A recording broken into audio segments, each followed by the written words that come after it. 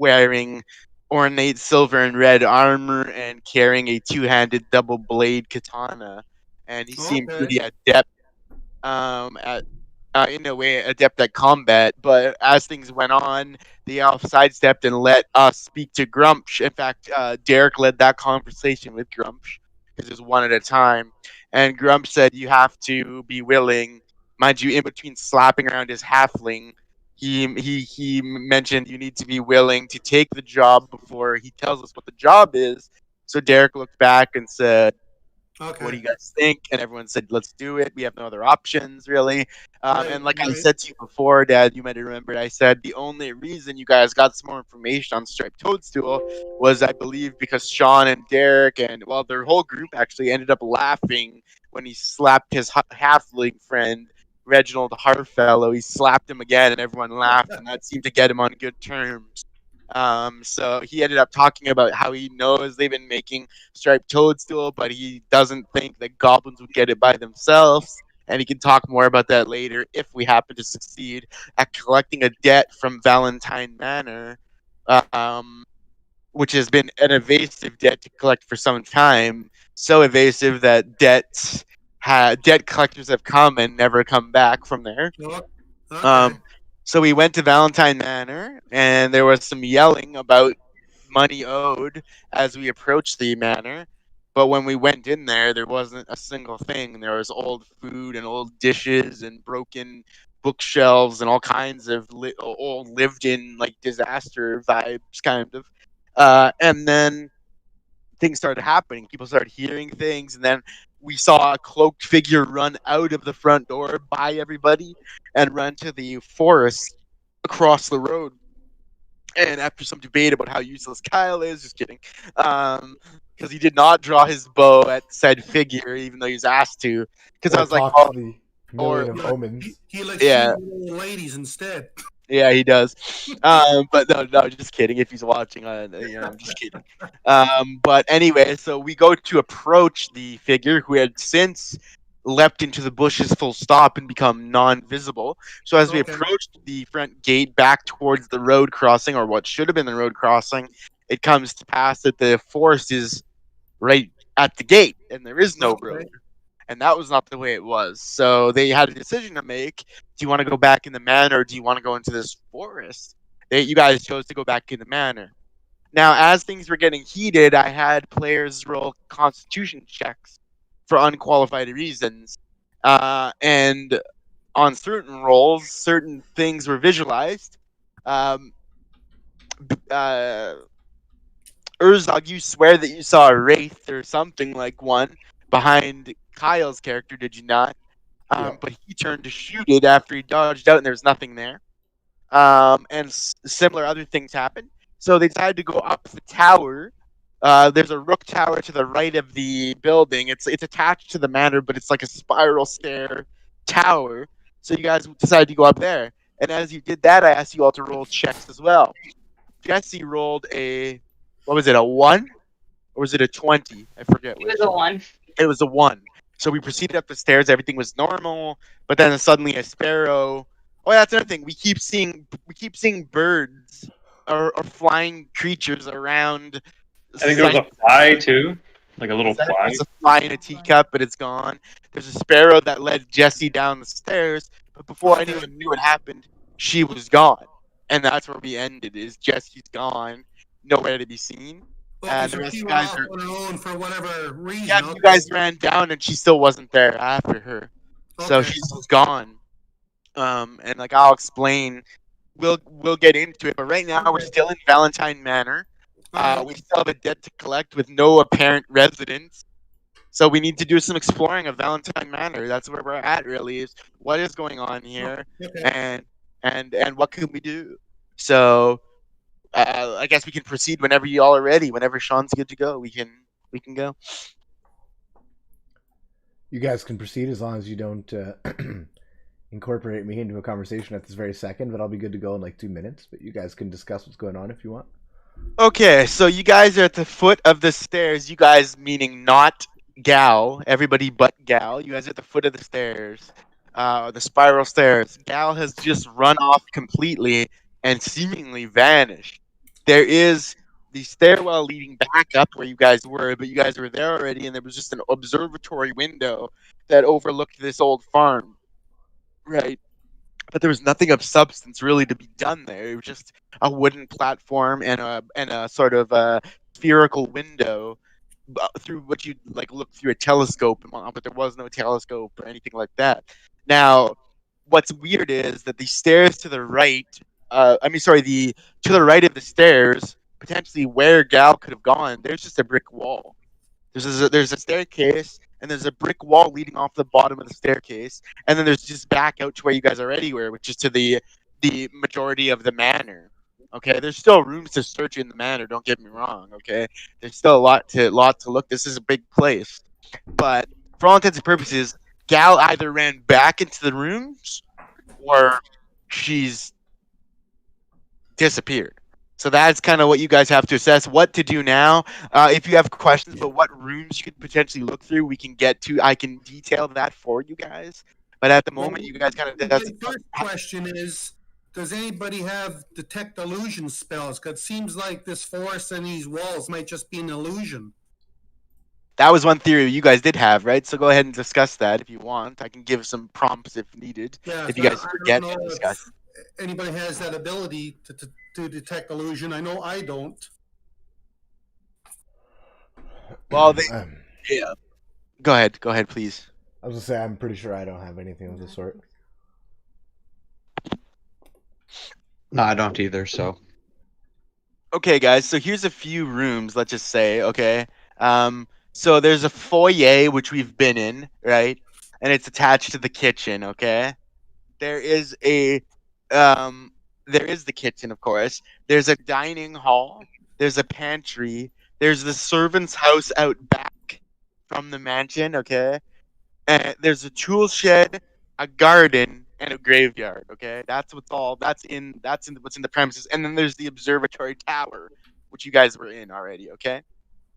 And that's the first floor. Okay, there's a second floor and a third floor. Okay, with separate rooms each. But on the first floor, those are the rooms. Okay, foyer, kitchen, which you guys have been in, drawing room, pantry, dining hall, servant's house. Again, that's out back, but it's a one floor like bungalow. Okay. And then a tool shed and a graveyard. That's all on the first level ground. Okay. Okay. So let's just focus on that for now, unless you guys want to take the stairs or whatever. But let's focus on this. So we're missing Gal. We've got some rooms to look in. We need to find a debt because Grumsh wants this overpaid debt by what did you say? 20 years was it? He wants his 20-year debt plus interest. Now, the curious factor is that the garrison's also been trying to get this debt as well, because Valentine was a landowner, obviously, in the vicinity of Jaggerford. So he owes either the crown, or if you believe Grumsh, he owes one of them money. So that's the situation we're in. Trish, you still have the ledger book of finances, right? But nothing really totally useful in that.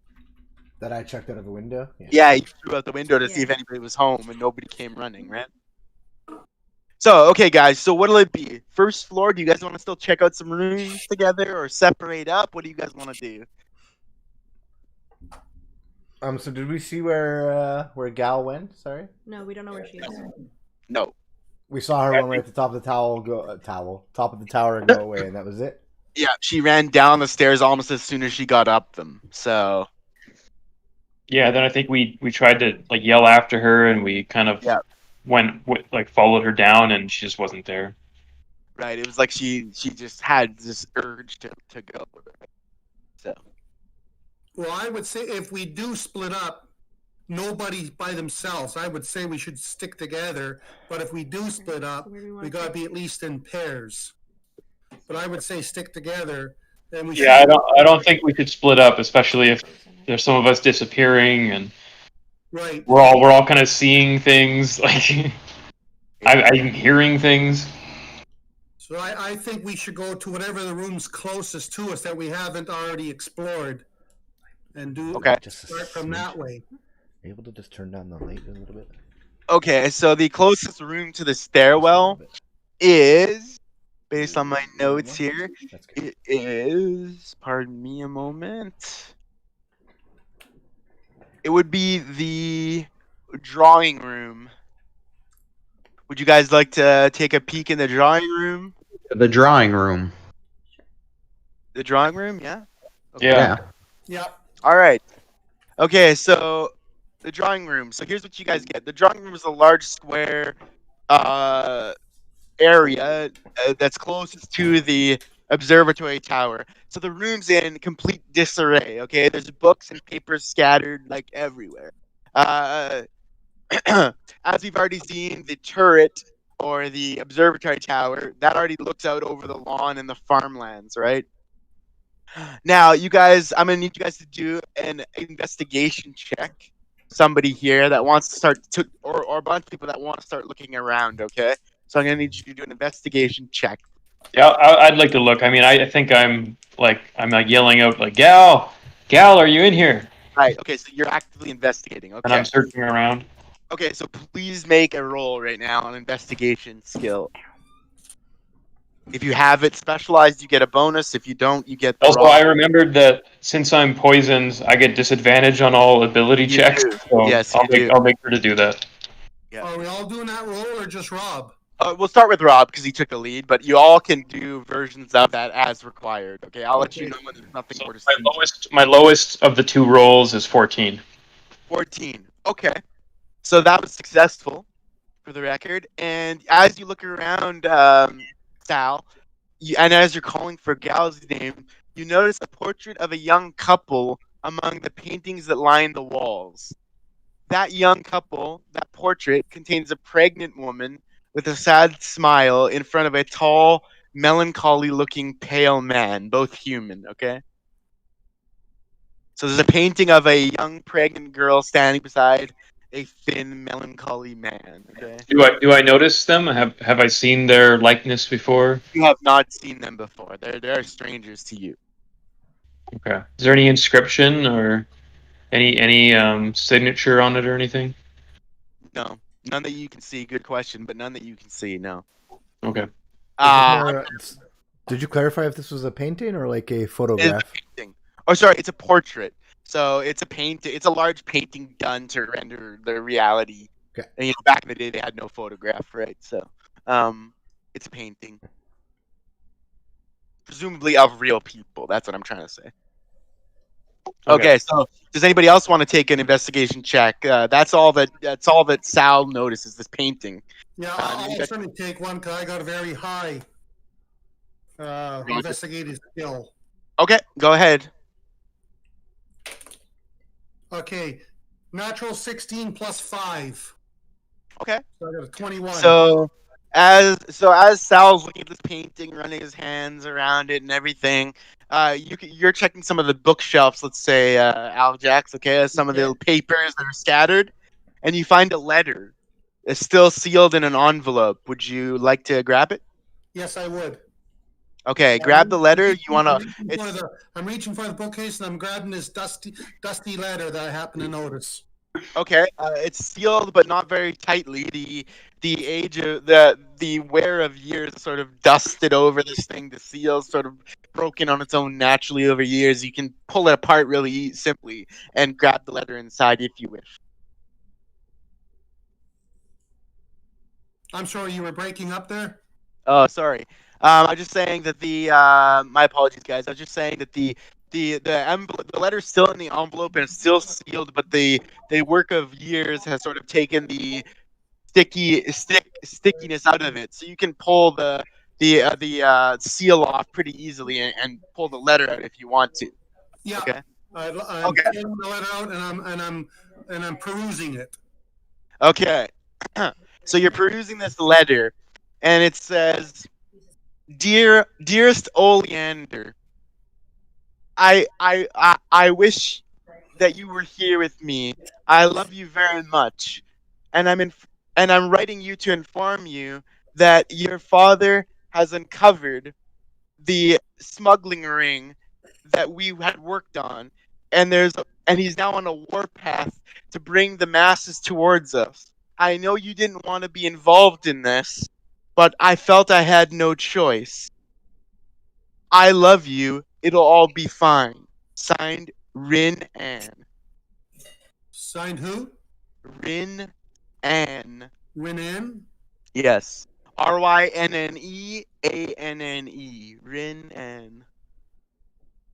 So let me rephrase that again. So Rin Ann says to Oleander, people you don't know, that she sends her love, but she has to inform her that her father has uncovered the illicit smuggling ring, and has gone on a warpath to come and grab the town's masses to bring them to the manor. But everything's going to be okay. That's all the letter says. Okay. Okay. Okay. Do you want to keep that letter with you? Yeah, I think I will. Okay, so you're gonna pocket the I'll put it in letter. my pouch. Okay, so that's all that's in the drawing room that's worth investigating, guys. Okay. So there's a few other rooms. There's still the dining hall. Okay, there's there's the pantry. There's the servant's house, but that's outside the manor. And there is a tool shed, a garden, and a graveyard. Okay, guys. The dining hall next? Yeah, it's right nearby. It's right, honestly, one of the next rooms over, if you'd like. Okay. Oh, Yeah. good idea. I'm assuming Okay, so that Big Al, why don't I'm Go ahead. assuming that Aljax read that letter out loud. We all understand what was happening in it. Yeah, in this case, yes. And Jesse, I can't explain why, but Gal also has heard this. Huh. Well. Spoilers. God. That's well, no, I'm listening to the conversations. I know. I'm just screwing with you. I was just gonna say to the group, to who's present except for Gal, obviously, or is but not, that the letter was talking about an underground smuggling ring. Did we not start in an underground smuggling ring that seems to be linked to Captain Fanar? Just saying. Keep that in your mind. Continue to the dining room. Seems like the kind of work that Grumpsh might be involved in too. It might be, yeah. Now take a luck point for that theory. You guys know I like my theories, so take a luck point there, Urzog, for your theory about the connection to our initial origin story of this campaign. Okay, the dining hall. Why don't you head in first there, Bale, since you suggested it. And why don't you make an investigation check if you're willing as you walk into the dining hall? I am willing. Okay. I'm following close behind him, like right behind him, because I feel like I've put him in the way of danger lately. So I'm just getting ready to. Yeah, take you it have. for him. 10. 10? Yeah. I'm definitely getting in front of him. Okay, so Dale, from what you can see, there's shattered glass covered in dust that lies on the floor where the back double doors once stood. But they have been smashed in from the outside. Other than that, the dining hall table is askew. There aren't any chairs, and there's no food, there's no old cups, there's nothing. There's just a askew table and a shattered glass, which seems to emanate from the back open doors that lead out to the garden, okay? But those doors have been smashed from the outside and pushed in, okay? So they're basically adjacent to the table now, but they shouldn't have opened that way. That's all you can tell from what you see.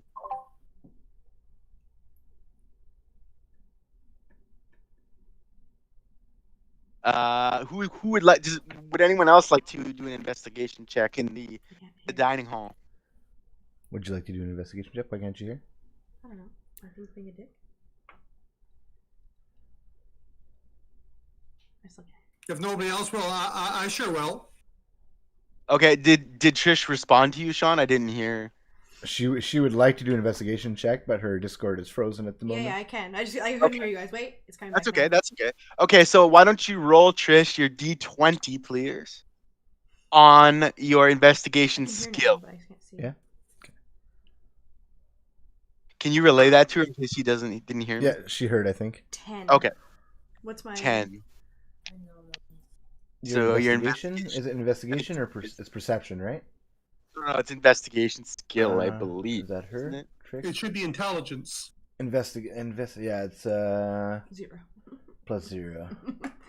Plus 0. So you rolled a 10? Yeah, 10. Okay, so as you look around the same shattered glass, the same table, you notice that there is a soft breeze catching your nose. Your kobold nose in particular is more sensitive than like a more regular humanoid type of creature, and you catch a draft of something sour that's emanating from the open double doors that I said lead to the garden. So this breeze is coming across your nose with the faintest hint of something sour, okay? And that's all that you can tell. Alright. I'll just tell the group that something Yeah, smells outside. It smells like a sour something. Maybe we'll have to investigate that. It's not me. I just showered, if you remember correctly. You did. You did. You have been smelling great ever since last night. In case you didn't remember, Dad, he got a scrub down from the halfling. All right. For a gold piece. That was some scrub down, I'm sure. He thought it was gonna be a few gorgeous elf ladies. It was Reginald Harfellow with a squeegee staff. They had to have a marvelous time afterwards too. Yeah. Okay. So you guys can head up to the garden now. It's a short jaunt down a stonework path leading from the dining hall here, if you'd like, or you can take a few other options. You can head to the pantry as well. Pantry. Inside still. Should we follow Pantry our first nose and then or go? pantry? Pantry. I'd say pantry first. Pantry's I just mean- off of the dining hall, yeah. So you can just walk I'd there. say the pantry first as well. Yeah, let's Okay. go to the pantry. Okay. So as you guys all walk in here, you guys can all smell that food that was here has long moldered to dust, and it's it's in barrels and crates, which you guys can search, but it's clear that they come up just useless. So I won't waste your time on that. Okay. There is a tight spiral staircase that leads up from the pantry. Okay, that would lead you to the second floor. It's a very tight single file, no horsing around kind of staircase. Okay. Metal tight and windy. And other than that, the rest of your search on the first on the first floor and surrounding grounds will have to be outside and beyond the manor itself. Okay, so the stairs up would lead you to the second floor, or you can go outside if you wish. Let's go upstairs. I'll lead the way. Right behind you, Herzog. Damn. Yeah, lead the way, buddy. Yeah, Thor can make it up, and the rest of us will be okay. Okay, so Herzog, you're heading up the tight, Yeah, I like barely fit. It's very tight. corroded metal stairs. Right, I need you to roll a dexterity check. Oh, buddy. Yeah, they're creaking pretty bad. Give me a second. Give me -2. You have a -2. An 8? Okay, Herzog, as you ascend the 6 or 7 or 8 stair spiral, every step you're taking is creaking, and you almost wince, and so does the party as your large bulk just slowly, almost afraid like ice is going to give out below you, and you're going to be plunged in a lake, it feels like. So you're going as carefully as you possibly can, which isn't saying a lot, but carefully enough. And you do make it to the top. And you actually find that it looks over the ledge to the first foyer below, which is where you guys entered, okay? And then if you continue on the spiral, okay, you can head to the third floor. But there's stuff on this is also the second floor. There's another spiral up to the third. And again, you can overlook and see the foyer below when you walk forward to a balcony as well. But beyond the balcony, there's more stuff, okay? So you're up, and everybody else can come up too, Right. if they like. Am I Everybody- able to go and look over the balcony? Yeah, you can. You can look over the balcony. But as I say, it looks to the foyer below, but you can still take a look if you wish. Yes, I would like to take a look. Okay, so roll an investigation check. That's a. I gotta re-roll Stop that it, yeah. because it landed into the other one and it actually landed on nothing. Okay. So 12, and then just give me a check. Dexterity, you said? No. It's a investigation check. It's a +1, so 13. 13. Okay, so as you peer over the balcony to the foyer below where you guys came in, you realize that there is a rug, like sewn in a particular pattern that you guys wouldn't be able to see from when you walked in. It's the face of a man with black hair sewn into the foyer rug. He's rather stately looking with a red collar and a throat buckle and ruffled white ruffling. I forget what you call that, but you know, the Shakespeare type stuff. Yeah. So that's all sewn in rather intricately in the fibers of this room spanning rug at the foyer. And again, you guys have set foot on this, but you didn't realize that there's a man in the rug, so to speak, until you look over from above. Okay. The rest of you are in behind. You guys can all see that too now as you get near Urzog and peer over. If you want to have any thoughts or discussions, now would be a time before we look through some other stuff. I wonder if Grumsh will take the rug as payment. All right, someone's gonna have to go down there and cut up the rug and roll it off. You Does can the if you man want. in the rug resemble the guy in the painting, or are they different people? Yeah, does it look like the guy that I saw in the painting? Fair question. It does not, but there's a resemblance. It is not the same man, but there is a resemblance. Their black hair is coiffed the same way. Like, you know, it's short, but it's like rolled a bit up, like pushed a bit up, but black. Probably family member then, or the Possibly. original owner of the mansion. Good idea, Trix. Yeah, good idea. Take a luck point for that, Trix. You're the luck point queen, it would seem. No, I am the Sean's luck point winning queen now. now. The luck point queen, a title which I'm sure you'll wear most boldly, Sean. Yes, You I can have am it. Get it. the queen. Okay, guys.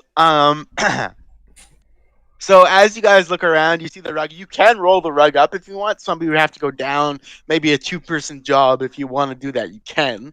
I mean, I'm sure it has On our some way out. value. It's rather intricately woven. Necessary. What's that? Sorry, say again. Go ahead. Who? It was Aljax. I don't know. I didn't hear him. I don't think it's necessary to roll the rug up unless somebody else has an opinion. On our way out, maybe. I was gonna say on our. Go back to Grumsh empty-handed, so worst case. Right. All right, so we'll keep that in mind. Worst case, we can grab the rug. Right. And the painting, maybe. The painting might be worth something too. Ooh, yes. And Oh, yeah, okay, we got two things then. Okay. Good. Okay. So, What's on this floor? what's that? What can you see on this floor? Yeah, what rooms are on this floor? See, we're on the second floor now. Yeah, so you're on the second floor. So here are the rooms. I'll give an overview, okay? So the landing is where you guys are, okay? There's the recreation room. There's a master bedroom. There's a nursery, a guest bedroom, an upper landing, and a conservatory up here. Okay, that's what 7. That's about rooms. 6 or 7 more places, okay? A lot of rooms. Or I'm sorry. Let me look up or relook at my notes. The conservatory is actually outside. It's not in here. My Yeah, apologies. Yeah. it could be on the first So floor. so we've got again the landing you're on, the rec room, the master bedroom, the nursery, the guest bedroom, and the upper landing. Okay, 5 rooms. Okay. So any thoughts? I assume you still want to go together. Yeah, I would think Master? so. Although we seem to be missing one. Yeah. Master. Master. Okay, Trix, you say master. Okay. So I'll have you, Trix, roll your investigation check. But as you come in, it's pretty clear to everybody as you guys file in to a big wooden double doors that you push open that it's been decorated with a feminine flair. Okay, that much I can say. But why don't you roll an investigation check and see if there's more to see? Is it me? Yeah. Yeah. I can't hear. Sorry, Trix. Yeah, You don't go hear ahead. anything? I hear some of it. 14. 14. Plus what? Okay, Plus a plus so I think so. oh, 14 plus 1? Okay. I think so. Hold on. Give me a second. That's going to be important, so I'll wait for it. Investigation? Yep. Oh no, 0. Okay. No, she's So 0. 14. Okay, so as you look around, there's a number of perfumes and, like I said, feminine touches. We've got old wilted flowers in vases. We've got floral curtains on the window across the way from the door. There's a nice bed draped with, like, again, like like, you know how they kind of drape the curtains up through a master bed. That's kind of like how it is, and they're done in soft pinks and purples. But other than that, nothing much of interest to you, Trix. Anybody else want to take a look around? Yeah, I'll look. Okay, go ahead and roll an investigation check, please.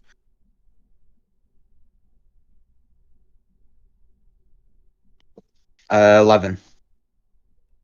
Okay, so as you look around, Bale, you're looking for things of value, and really nothing much to be had here. Like I said, there's a few. You're opening drawers in the armoire, things like that. There's a few pieces of silverware, cutlery, things like that. But I would think, and you would reason that it's of very little value. You can take it, but it's not too much more than the common nobleman's set of dinnerware. Other Yeah, than that, I don't want to take the silverware. If anyone else wants to take the silverware, they're more than welcome to, but I don't want it. Okay. As you said, maybe on the way out. If we're really desperate. No, we take silver bullets. I'm gonna need one more investigation here for anybody that Sure, wants to. I'll take a go at it. Okay. Any magical investigations? Okay, I got a 7 total.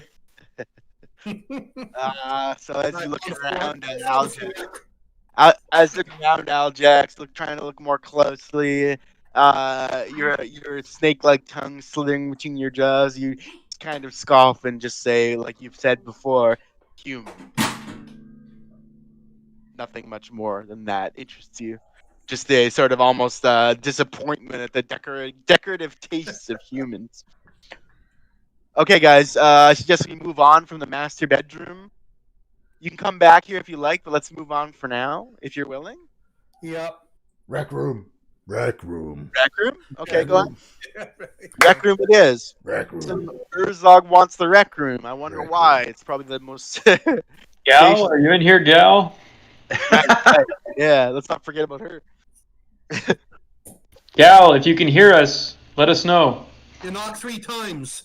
Rob, roll a d20, please. Unsubstantiated. With disadvantage? Yeah. Roll 2 and take the lowest, please. I got a 9 as the 9. lowest. Okay, so you're calling Gal and there's nothing. There's no reply. Okay. Now you guys are going to the rec room? Yeah. Yeah. Okay, so Urzog, you're leading the way here, right?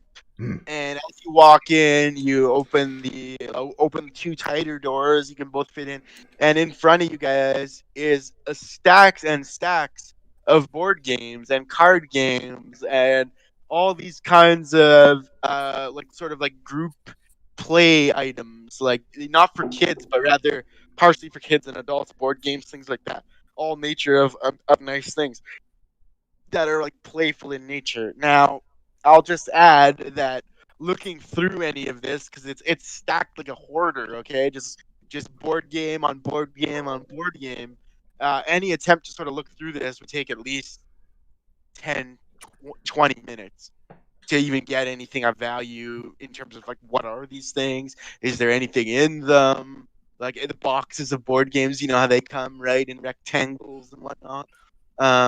So you can do that if you wish, spend some time, but it's going to take time. That's the point I'm trying to make. Or you can just say fuck it and move on. Essentially, Is there anything else in that room, or is it just the no. bookcase with the games? Step about 3 feet in, like maybe 3 people abreast can step 3 feet in, and there's stacks of these things all the way up the window. You can barely tell that there is a window unless you sort of lean and peer beyond the stacks of board games and card stacks and all this kinds of stuff. So definitely hoarders vibe, okay? Barely any room to walk in this place here. The rec room. Should we check for Gal? Sure. Just call her. Go. Okay. Go. Throw a board game. What are you doing in this nerdy room, Gal? We don't have time to play games like a bunch of nerd geek Okay, please roll D20. goblins. Oh my god. Last week we had so many good rolls. What's happening today? Natural goddamn one. Okay, so as you call for Gal, during this nerdy room, you said, right? You feel a chill creep up the back of your leg, and I want you to take an initiative check right now, please. Shit. What did you feel? Like roll for initiative, please. I felt a chill up the back of my leg. Like all of us, or just Sean? No, just Sean. Initiative? Yeah. It's just a D20. There's nothing special on that. There is nothing special on that. Yeah, just a 4. It's very bad. It's a 4. Okay, so Sean, that coldness creeps up higher, past your thigh, all the way up your chest, and you feel like it's coming behind. You think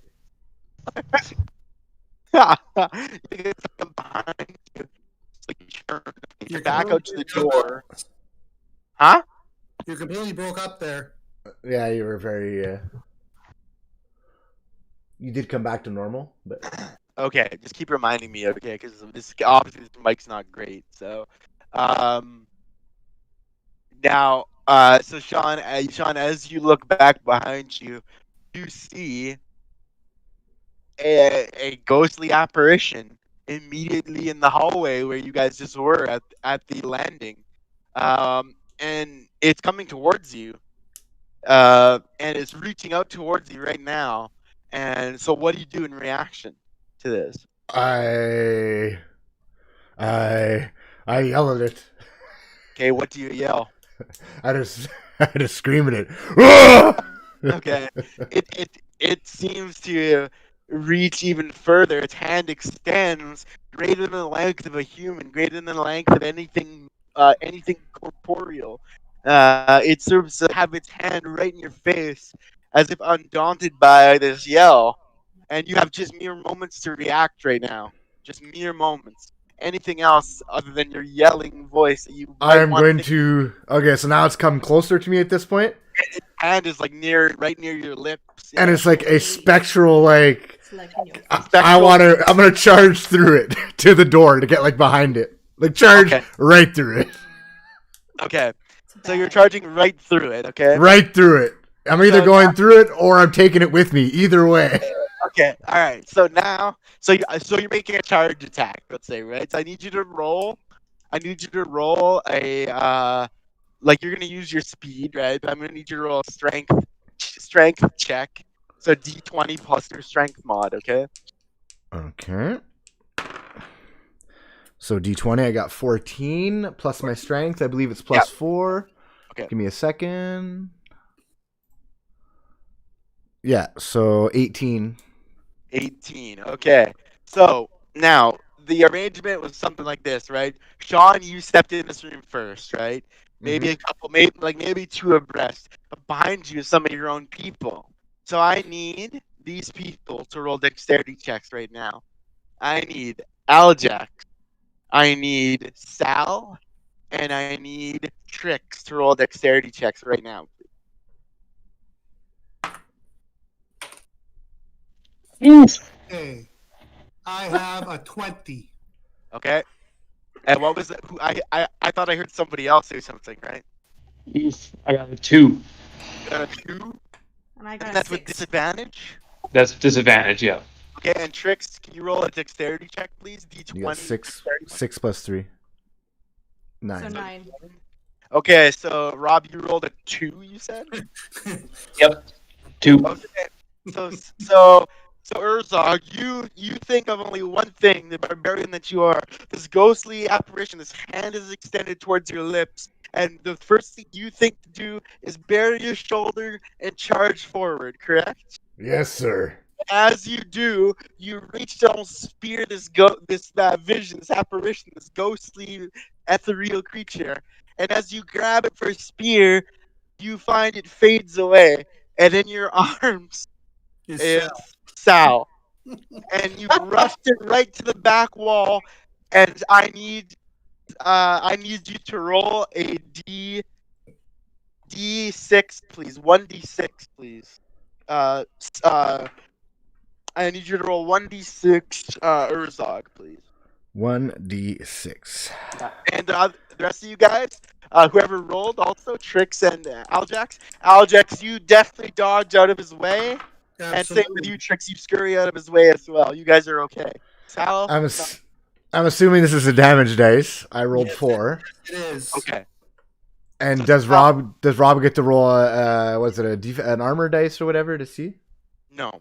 So No? Sal, you have been grabbed by a charging orc who's taken you out through the hallway and Nice knowing pushed you, you Sal. up against the wall in full power.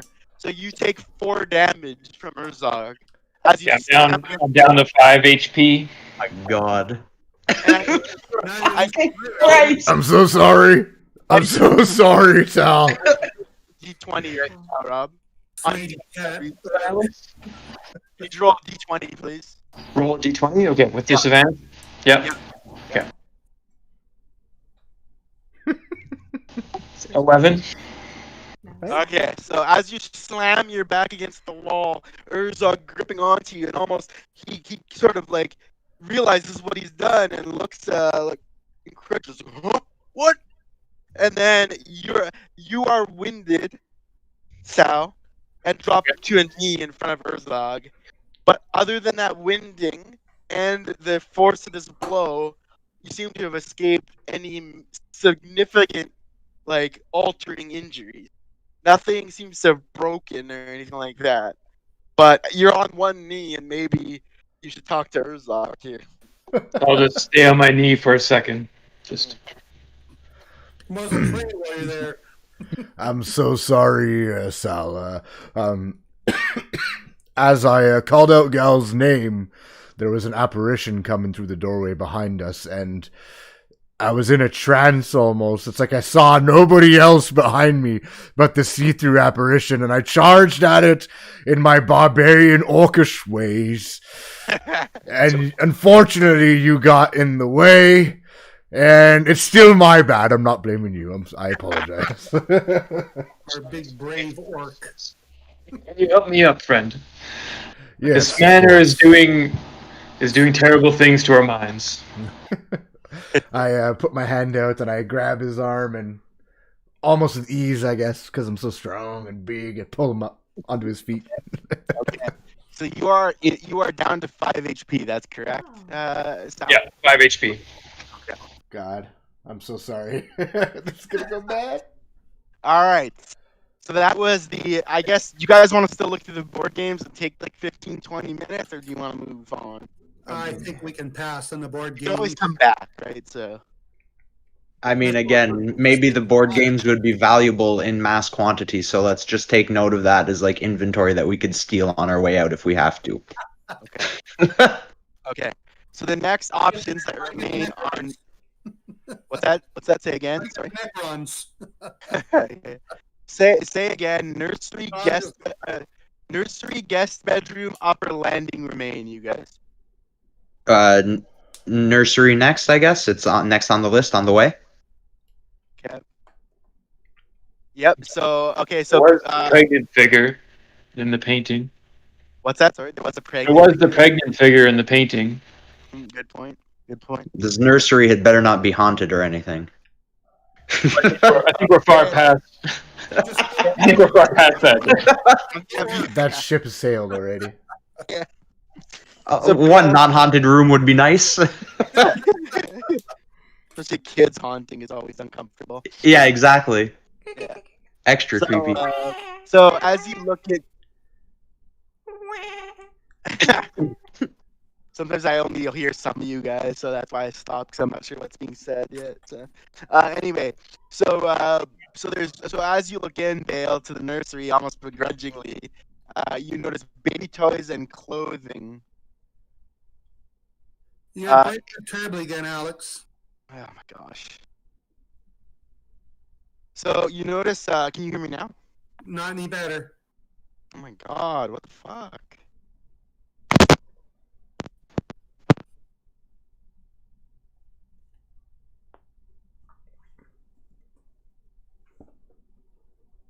Ow.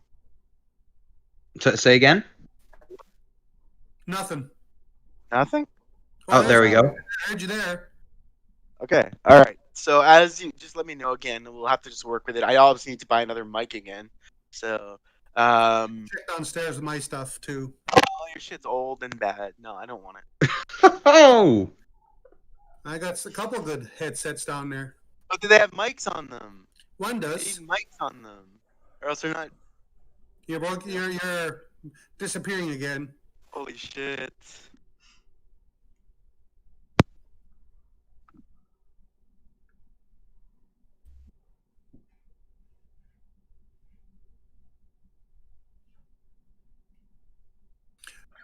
Does that mic come off, Alex?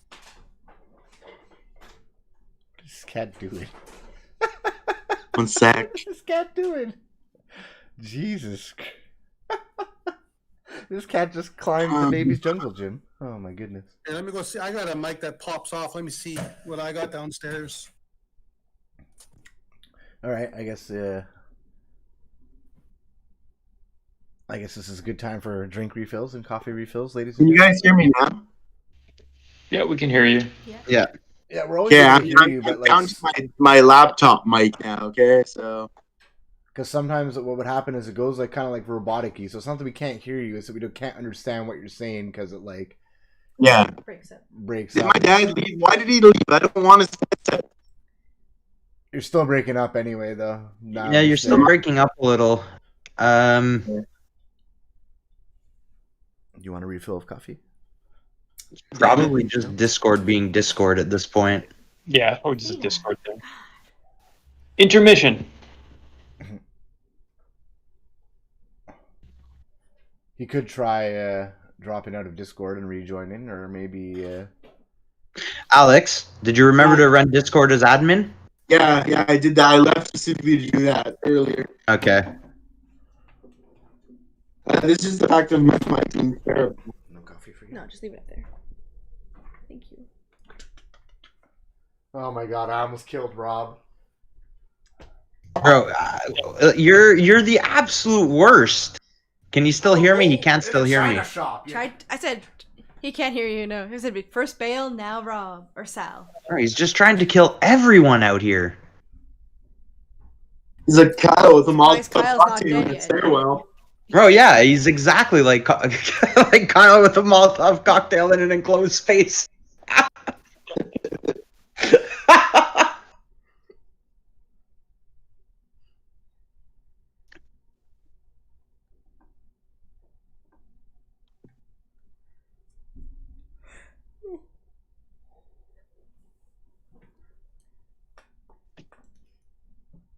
I just looked at the stream and Kyle. Yeah, you just saw it.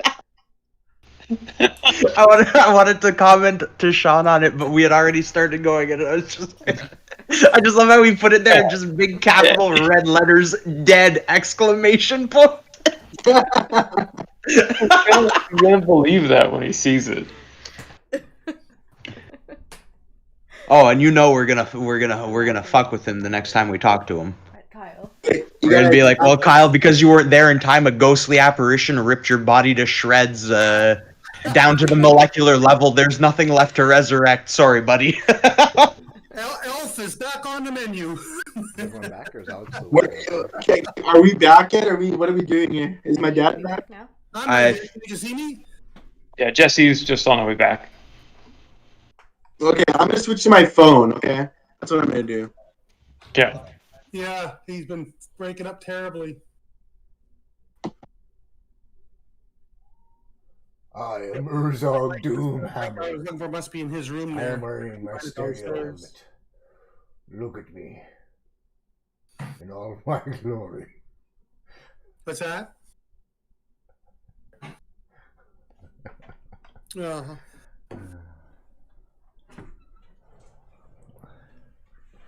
Alex is joining on his phone. Yeah. Up here.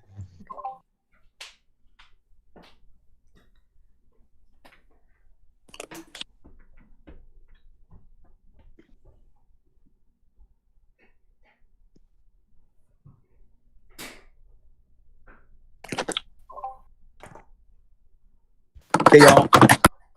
Oh, Oops, sorry. Jesus. That was loud. Sorry. My So, guys, God. I'm doing this from my phone the rest of the stream because that should be at least somewhat hearable. Correct? Yeah, you're not breaking up at all. It's a, Okay, it's so a, this is how we're sorry, gonna do it. That's how we're gonna do it now. At least until I get another mic, okay? So, you guys ready? Sean just left though.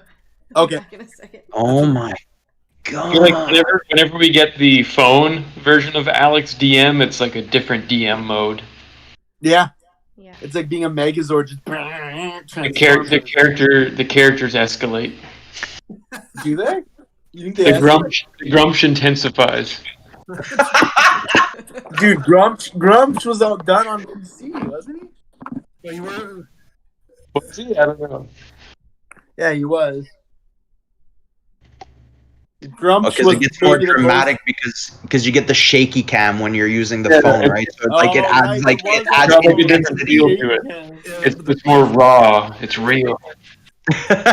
Yeah, Grumsh was probably my most ridiculous character yet. You gotta- It was just the fact that he smacked around his halfling so much. That's what made it great. You got so many good characters. What was that guy's Geronimo? Geronimo McLean. That was the guy that was poking around the caravan, right, and fell in the mud. Yeah, Yeah. yeah, the redneck That's guy. why they call me Geronimo. I'll let you Fucking buy the gold. curtain. I'll let you buy in the curtain. I do not think of the names until the very second I say the name, the person. Like I'm just like farmer guy approaches in the sub, like in the notes, and then I'm like, they call me Geronimo. My name. That's why the name's so stupid, lad. Like Garrison Swallows, rest his soul. What's going on right now? Waiting for Sean. Okay. Well, I was downstairs looking for that mic, but it must be in your room already. Murzog is gone. We now have Elia. I want to Oh my jump off the edge of the foyer. No. Okay. We ready then? No, what? We're heading just into the nursery, right? That's where we are. Yeah, heading to the nursery. Alex, Yeah, you I on was the phone just now? describing it until I said "fuck" when you're like, "You're still breaking on." Geronimo McLean. Okay. All right. If nothing else, maybe you guys will remember these characters like fucking years later. Who knows? If nothing else. All right. So the nursery. So Bale, you're looking in. So you look and you see baby toys and clothing. Okay. In a chest that has the drawers pulled out. So these drawers are on the ground on some bedding, like some mattresses, and inside them are baby clothes and toys. But you can search those chest drawers if you want, like the dresser drawers, I should say, not chest drawers. Okay, I'll search them really quickly. Okay, roll investigation, please. 15. Okay. So as you're rummaging through baby toys and clothing and all that stuff, you reveal a small swaddled bundle, like a wrapped bundle. You can pick this bundle up if you want and investigate it further. Better not be baby bones. I'm gonna press X to doubt. Do I want to check this out? Yeah. You can hand it to me. No, you know what? You almost killed someone. I will unswaddle this swaddled baby corpse, is what I'm assuming it is. Okay. Or ghost, or So zombie, you or it's gonna be unswaddle something creepy. So you pull the wraps, okay? You're pulling the wraps, this little bundle. And I need you to make another investigation check as you reveal what's in here, okay? Fucking hate that. Oh, for fuck's sakes! Are you kidding me? We did so good on the rolls last week. We had so many nat 20s last Fucking week. damn it. So I rolled, obviously, by my reaction, a 1 with the plus, so it's 5. But, you know. Okay. So you roll a That was 5, bad. and as you unwrap this blanket, there is a doll. Okay, so you pick this. You pick this doll up to get a closer look. Okay, like a little Hey, children's That's even creepier, man. and you find that the children's toy is like vaguely done in the style of Gal, the gray-skinned companion. So it's the doll of Gal somehow in this blanket. Now, if I'm not mistaken, as a reaction, you sort of jump back and drop the thing on the ground, do you not? Or what would you do? Tell me what you'd do. I mean, I would be. Doll. An impossible I'd definitely be taken aback by it. I don't know if I would drop it, but I Okay. mean, I'd probably be you could visibly see that I'm creeped the fuck out by this. Okay. Like it's visible on my face. I am. Yeah, it's. Poke it. I'm not gonna poke it. All right, so, Try to kill so you want to everyone. show this? It Why might don't be you- Gal, so don't hurt it. Bale, why don't you turn and show this doll of Gal to the group, maybe? Have a Okay, I'm gonna do it a la Lion King style a bit. I'm just kind of gonna hold it away as far away from me as possible, and I'm kind of just gonna, just show you guys and if someone wants to take this from me, by all means, please take it away from me because it's do I creepy. see that it's Gal? Like, what do I see when I look at it? What do you see when you look at it? Yeah. It is, and this is a child's toy, so it's not like, 100% authentic, but it's a gray-skinned, armor-clad female, and you would say that it's a close replication of Gal or someone like her. Oh my gods. Or a voodoo Oh, my. thereof. Poke it. Right, Val, you want to take this doll off my hands? So if I just look at it and I'm just like, Gal? Okay, you say Gal? Like Gal, questioning? You say Gal, is that you? Is that correct? So Yeah. Okay, you say that and nothing happens. Okay. Do you want to take the doll with you? I guess so. Yeah, I'll take it with me. Just Just in case. The doll is yours. Arcana check. yeah, I'll take the doll. If you guys didn't hear Sean, he requests Arcana check. Okay. Yeah. If anybody. Yeah.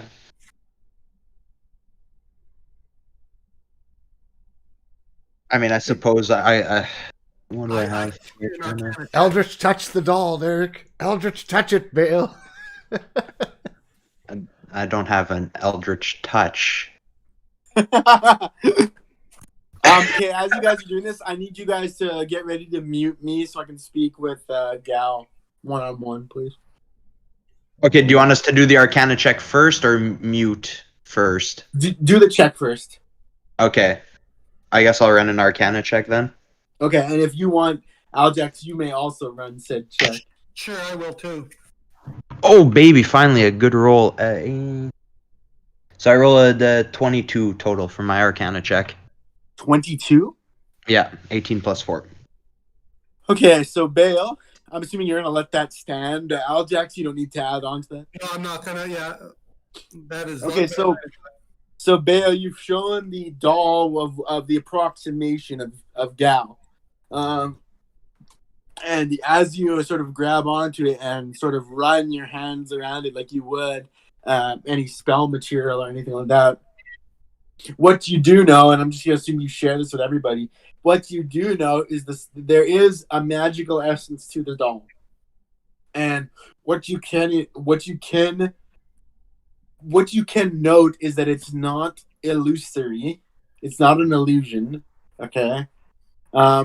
But it seems to be composed of the kinds of magic used in wild places, used by more natural spellcasters, more wild places, more nature-based essences from this. So it's not of a warlock's discernment, and it's not of a bookish arcane nature. It is more of a natural spellcaster's aura to it. Okay. I mean, you could surmise it's a druid's spell or a cleric spell. I was gonna ask if it was like druidic in nature. It is. It would seem to potentially be druidic in nature. The spell that the doll is either composed of or afflicted by or something. You can't tell the nature of that origin other than to say it's a druidic spell or there's a druidic spell affixed to the doll or something. Okay. Would have been. By all intents and purposes, non-illusory. Okay. Okay. It would have been creepier if you added that there was like a heartbeat to the doll. Well, I didn't. And I know. Oh god. All right, guys. So give me a mute. Gal and I have to play a scene out here. Get out of here, Rob. Okay. I'm gonna turn this down. Hey, Alex. Hello. Hi. Hi. Welcome. I'm a doll. Your predicament is interesting. Okay. As you may recall, I think I spoke to you at some point alone, and I said that you found yourself in a different space as you went down the staircase, and I believe I said you met an individual named Arthur. Is that correct? Yes, that's where we are. So you're at this point. Time has passed. Okay. And there have been the pleasantries exchanged between you and Arthur already, but other than just the greetings, there's more for you to learn. But Arthur, as we get to you, I would describe it as being almost like a split of consciousness, like almost as if everything you just witnessed the group do was a dream, and now you've woken up and there's Arthur in front of you. Okay. That's the sensation, the dual consciousness sensation I want you to imagine or feel, right? Yeah. So you wake up, let's say, you snap two consciousnesses here and you're with Arthur. And not only are you with Arthur, but he's sort of running his hands over paintings. And he's got a bear shawl and like a staff, and he's very old. And he's like doing things over paintings, but these are paintings you don't recognize or anything like that. It seems like you're in a manor, but there's vines everywhere, and it doesn't look like the manner they're in, okay? So as he's running his hands, and he seems to be almost ignoring you, just humming an old man. Yeah. And I said he has a bear shawl, a hood, antlers. He's got all these kind of rustic looks to his look. But he's got a staff with a curled end, okay? And he's hunched. Okay. Is there anything you want to do or ask or anything? So he's preoccupied with these portraits. Yeah, he's running his hands over these portraits, but you can't make out these portraits. They're almost like nebulous, like nebula-like when you look in them. Just like explosions of purple and pink and blue navy, those kinds of looks, but there's nothing substantive. Okay. So can I like frame boxes? Can I like rustle him out of his like kind of sort of trance? So you want to put your hand on him? Yeah. His shoulder or something? Just lightly? Okay. Yeah, slightly. Yeah. Okay, so you do, and you reach out to him like a friend, okay, and you say, Arthur. Yes. Arthur? Okay, is that good? Is that fair? Yes, yes. Okay, so he turns to you and goes, what? Oh, yes. Oh, yes. What was it again? Was it Gal? Wasn't good? It wasn't Gal. Was it Sal? He seems lost in thought about what your name is. It's Gal. It's Gal. I knew it. I didn't know it. Now, we did introduce each other, didn't we? I said I was Arthur. Yes. And what is your purpose here? Oh, my purpose, young Gal. It's a very interesting thing. Or are you young at all? I'm not quite sure with your kind. They're always all over the map. But I can tell you this. I'm an old man, and my purpose is here to tell you what is afoot in this manor. For you see, I am of a druidic coven, and we have long been here, looking to bring balance back to the realm. For you see, the manor itself has been sitting here for some decades now, and it is inhabited by all manner of unnatural beings. Because its head father, Valentine himself, Lord Valentine, is a vampire. And the things that he has done in his past were to help conceive a child.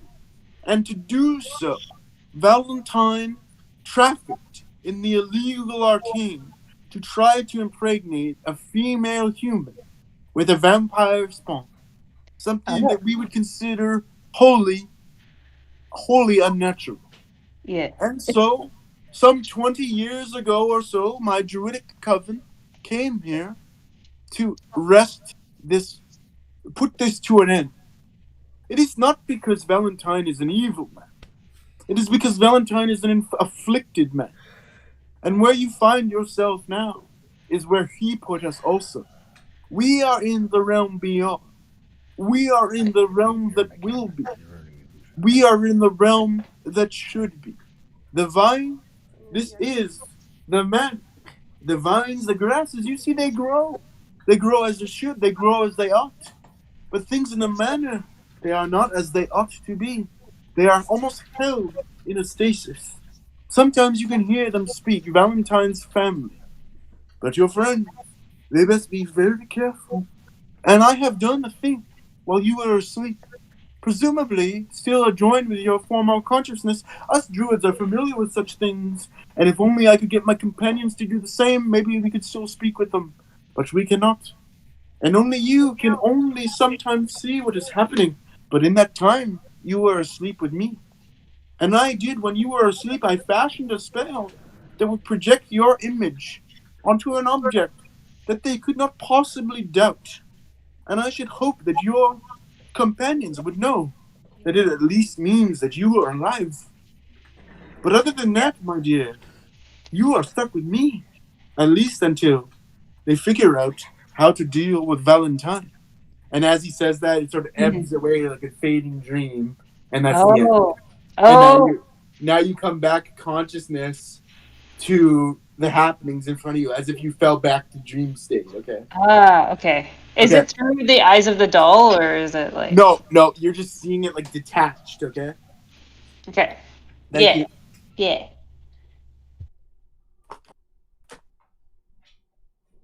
Okay, take it we're good? Come back. Okay. Did he give thumbs up? I don't know. Did he? I think so. I don't know. I couldn't tell. Yeah. I think his thumbs were too low. Those aren't thumbs. Hey. We good? Yep. Alrighty. Sit in my chair. So you guys have the doll that has Gal's likeness, and the last thing we did was you did an arcane check and found that there's a druidic component to the spell, or a naturalistic component to the spell.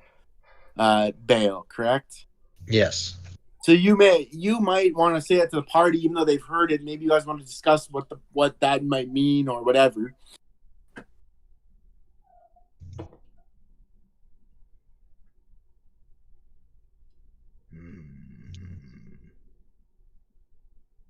What does everyone think that means? Such a build-up. The forest came in on the building, so Yeah, and there have been a lot of animals, or flying animals and animals. That Yeah, we failed to speak to with our animal talking abilities. yeah. That's why the elf is dead now. All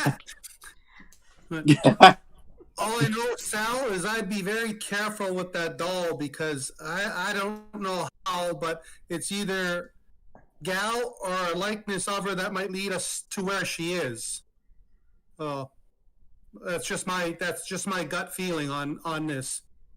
I don't know how it could be possibly done, but if it is some sort of druid magic, it certainly is possible. yeah, this is magic I'm unfamiliar with, and I dare not meddle with it. Right, so be very careful with the Gal doll. So will you keep it or place it down?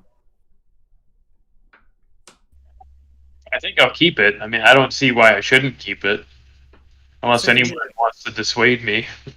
Keep It's it. Gal. Like it's Gal. From my And I wear perspective, it as a mask. it may be the striped toadstool poison talking, but I think this is Gal. No, I don't think it's the toadstool poison talking, because I think it's Gal as well. Okay. So the last room in this area is the upper landing, okay? So what that would be is a short series of stairs up that leads to like a balcony, leads to like a, not a balcony, sorry, but like a short little, like almost like attic room. You know, that's a couple stairs up. It's not very big at all. And there are various books that line these shelves. Oh, we just lost somebody. Mm-hmm. Who was that? Derek? Derek, yeah. Oh, he's back. I mean, we've gone this far. I guess we might as well check out the last room. So we're taking the landing. Yeah, that's the last room up here. Then there is the staircase leading to the third floor, and then they're still outside, okay? Yeah, well, I'm pretty sure. All right, so let's check out the landing. But might as well do the last floor. Okay, so there's a bunch of books lining bookshelves. That's all that this landing is, almost like a sequestered attic library. Couple bookshelves on like a triangle-shaped roof at the end. It's not very tall, not very big. There's about 2 bookshelves with books on them. You want to have a look at some books or no? Well, you know I want to peruse of the books. And me too. I must. It's in my nature. Yeah, well, it didn't seem like it last time. Well, sometimes my nature goes astray. Okay. So you want to read some? You want me to read some titles? Yes, please. One is Defying Nature: How to Birth the Unbirthable. Oh God. My mother can tell you that one. Oh, take a luck point for the joke. I'm the queen. Okay, so it's Birthing the Unbirthable. Okay, that's that one. Okay, the other one is crawling claws and other such monstrosities. And there's a third. Go ahead. No, I just want to hear what the third one is. Third one is Cyclopean, the one-eyed truth seekers, misunderstood. And is that anything of note, or are there more? There's one more. Okay, there's one more. It's called Baylor, Fiend Lord. Tread with caution. Oh, you know I want to open that one. Tread with caution, baby. Wear the book as a mask. Do it. Do it now.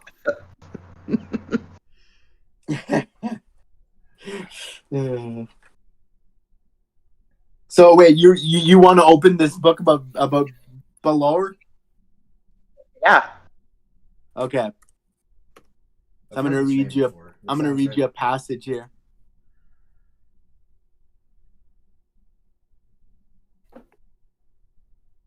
Vrock. The Vrock is but a dull-witted, capricious fiend that lives only to create. Sounds like that. Let me mute.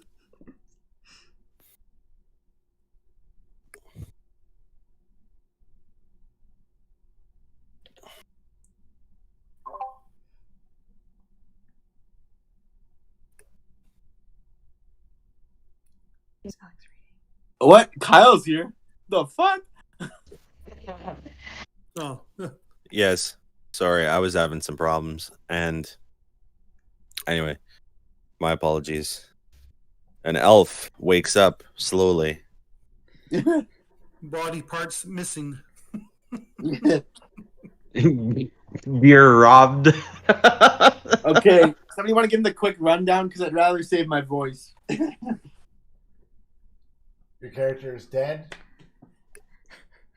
You've been atomized. And that's about it. There's Okay, nothing was someone not nothing to invested resurrect. in making Kyle freak out? Give Kyle Okay, so what we did is we came downstairs, we explored some rooms, we found some stuff. You stepped on a trap, you exploded. Put you back together again.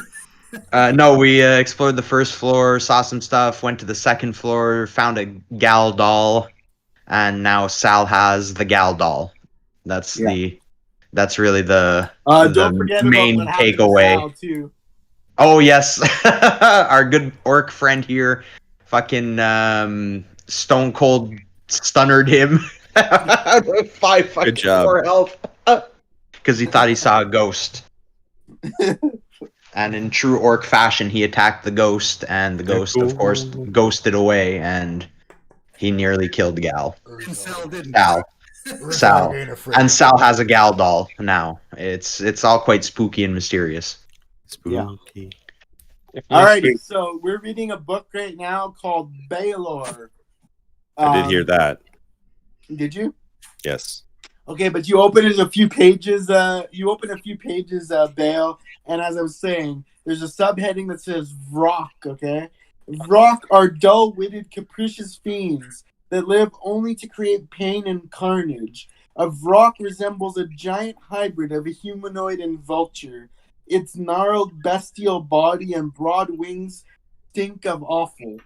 Vrocks gobble humanoid flesh whenever they can, stunning potential prey with an ear-splitting shriek, then swooping down to attack with beak and claw.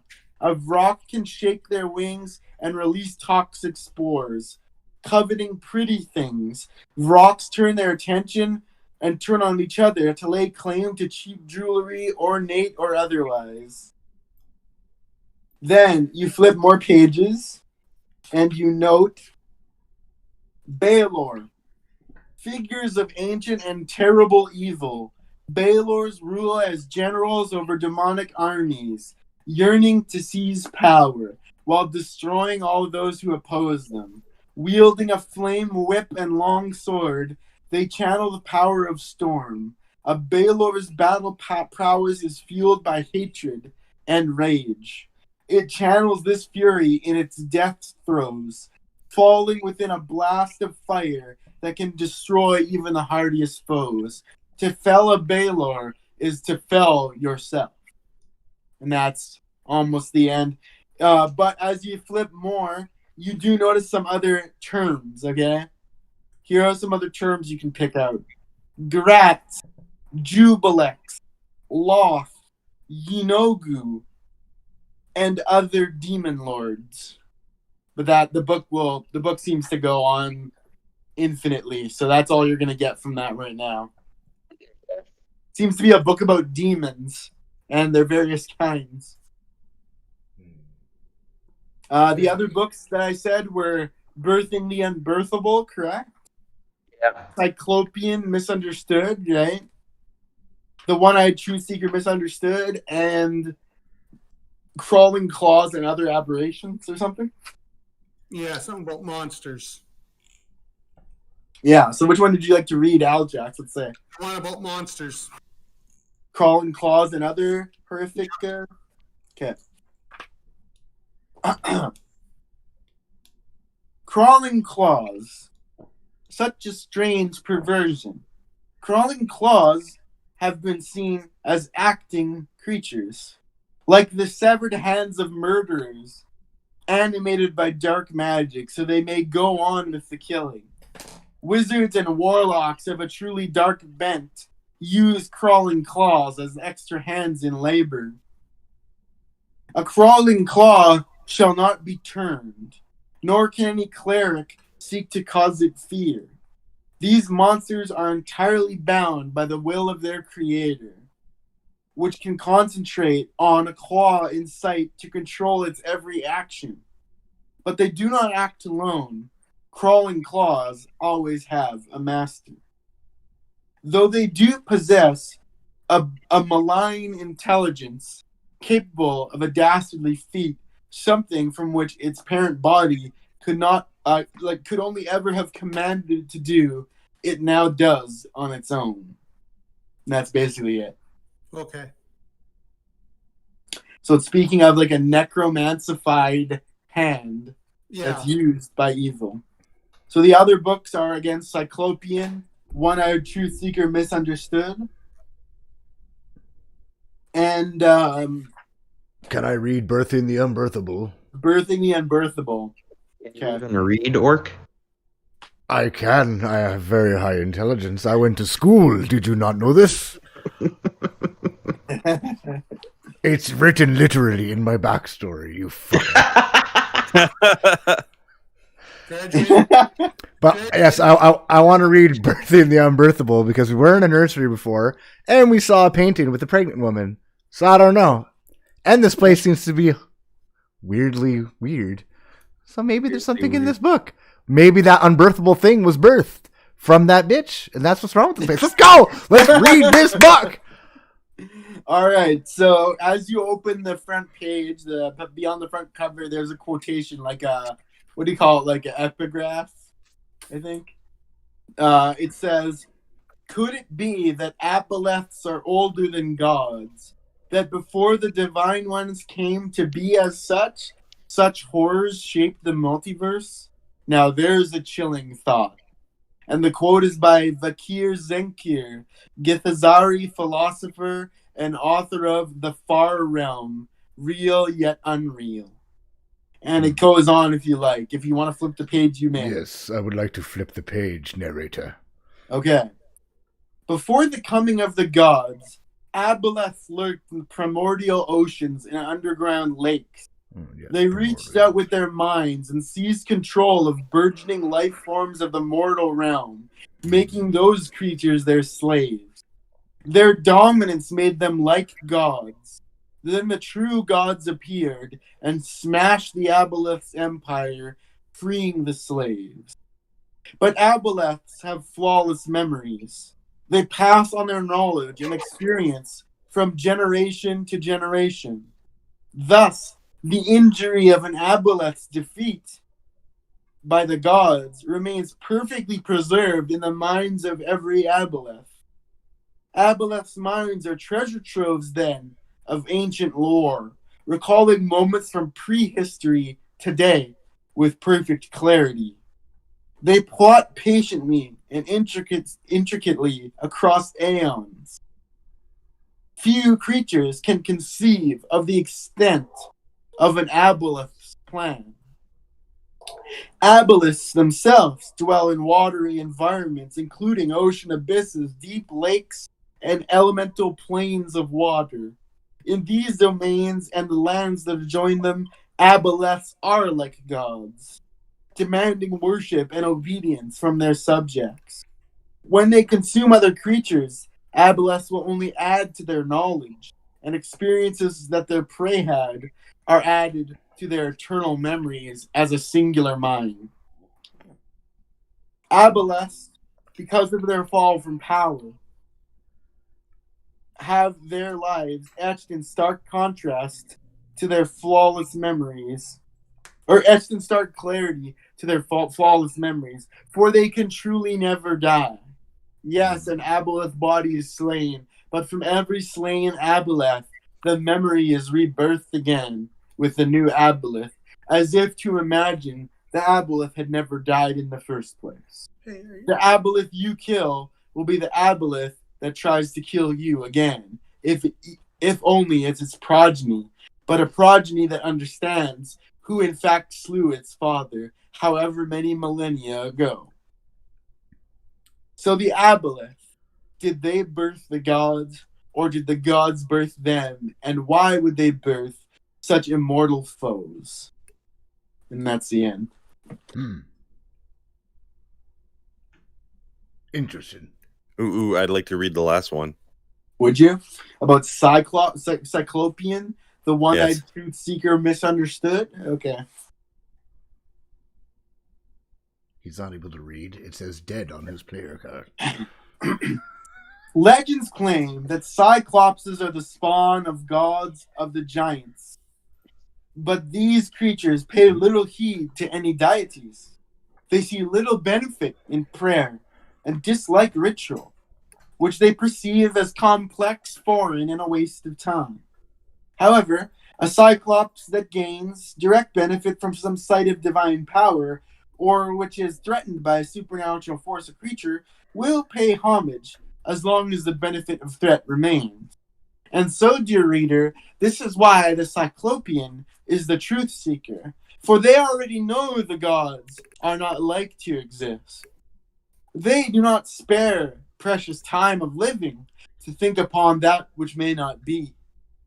Though they are reasonably intelligent, Cyclops live simple, reclusive lives, keeping herds of animals for food.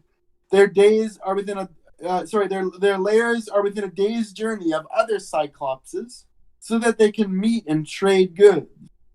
They aren't great thinkers, some may say, that's true, but they value the right things in life. Gold, shells, glittering objects, and jewelry.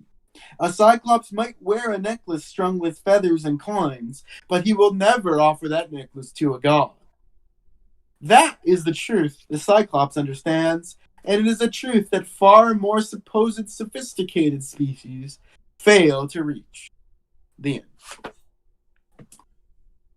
Interesting. And that's all the books there for you guys. I take all four, throw them through the window. There is no window up here. What next? Okay, so that's it fellow for adventurers. that's it for the second floor. Yeah. Well, that was We the go third. back. That's Go the back second to floor. the main foyer and investigate the rug. I think we probably should go to the conservatory outside. There's outside still, yeah. Yeah. Don't we pass by the rug on our way through? We can admire it from the balcony again if you want. But we're on the second floor. Is the access from the second floor to the conservatory? Let's jump. Gal, you're here, right? Yes, I am. What? What's she doing here? Okay, I need you, based on what we discussed, just think carefully but act quickly. I need you to speak one word that this entire party hears. One.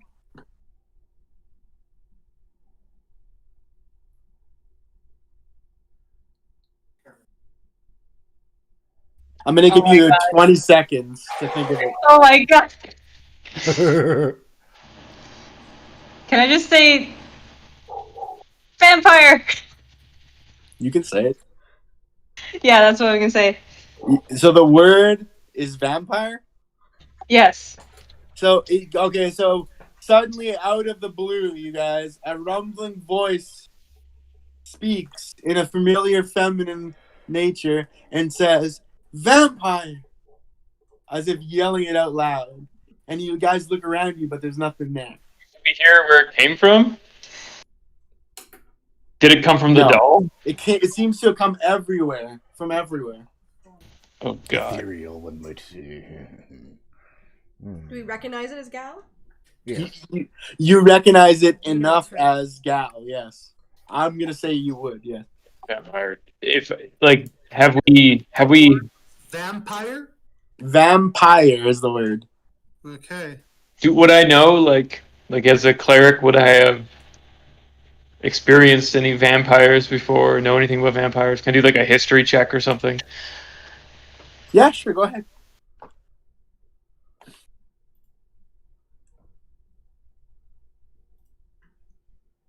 Sorry, I'm setting my character sheet back up. With disadvantage, please. I didn't get Rob. He hasn't. I don't Okay, think he said. disadvantage. Yeah. That'll be a 6. A 6. Yeah, man, disadvantage is killing me. Yeah. We Okay. like to help.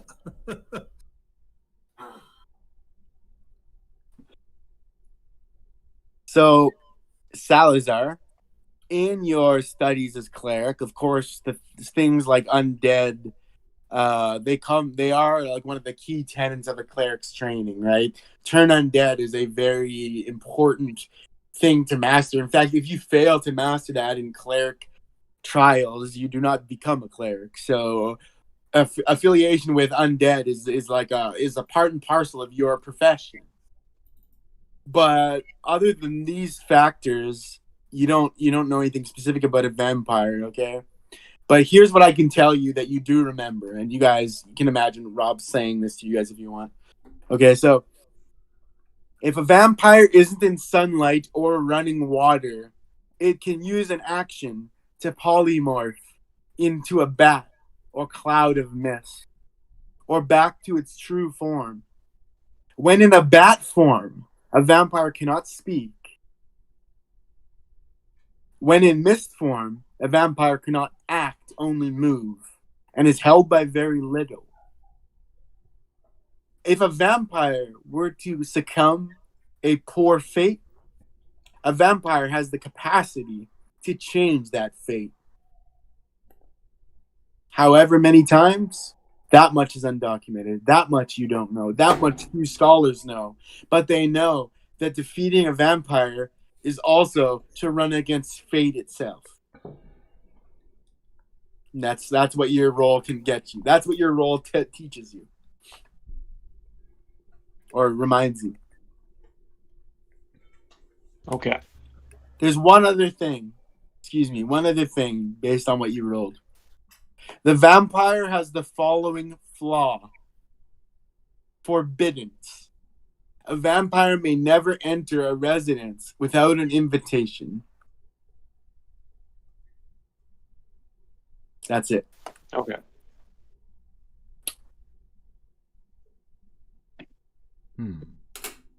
Now, there's another potentially wives' tale, but you guys can mull this over.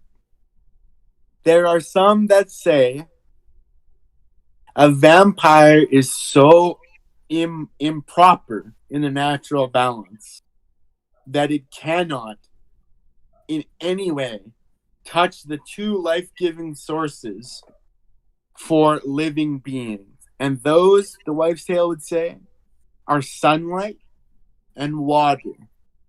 Sunlight and water. Now, that could be as valid as a crucifix. I don't know. But that is some of the gossip around vampires. Okay. Sunlight and water and forbiddance. Those would be the flaws as spoken by some. Forbiddance is proven to be true. Water and sunlight, maybe not. All right?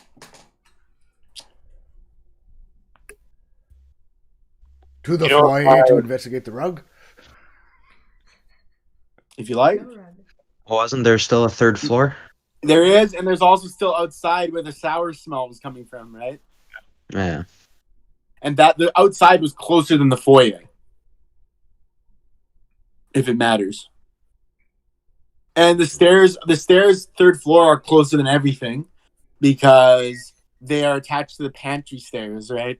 But the third floor is just like an attic, is it not? No. This was a side little attic, a 3-step up, but there's a floor above this too.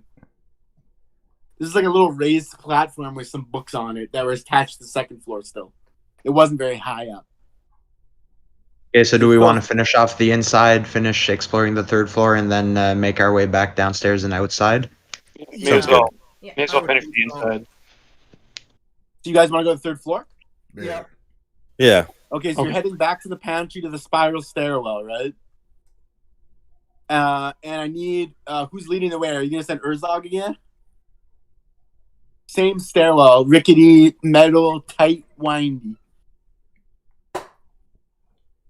We send the elf first this time. Oh, okay. Yes, I like the sound of that. Okay, elf. That's Elia. Elia, they're asking you to go first. Would you agree to it? Up to third floor? So you said that it's like what a rickety staircase? Well, it's solid enough, but this is an old mansion. This is an old manor. It's like a steel stair, like iron stairs, but they've seen better days, and they do creak whenever you make footfall, even somebody of your lightness. So I need you to make a dexterity check, please, as you go up. I knew that was coming. I just gotta add my modifier. 14. 14? With my modifier, correct? Yes. 14 with your modifier? Yeah, that's with my modifier, so it was 11. 11. Okay, so you ascend the third floor stairs, okay? And you reach the landing there, okay? And here are the rooms. I've been itemizing the rooms for everybody, so I'll do that again, okay? Here are the options on the third floor. The laboratory, the storage room, and the conservatory.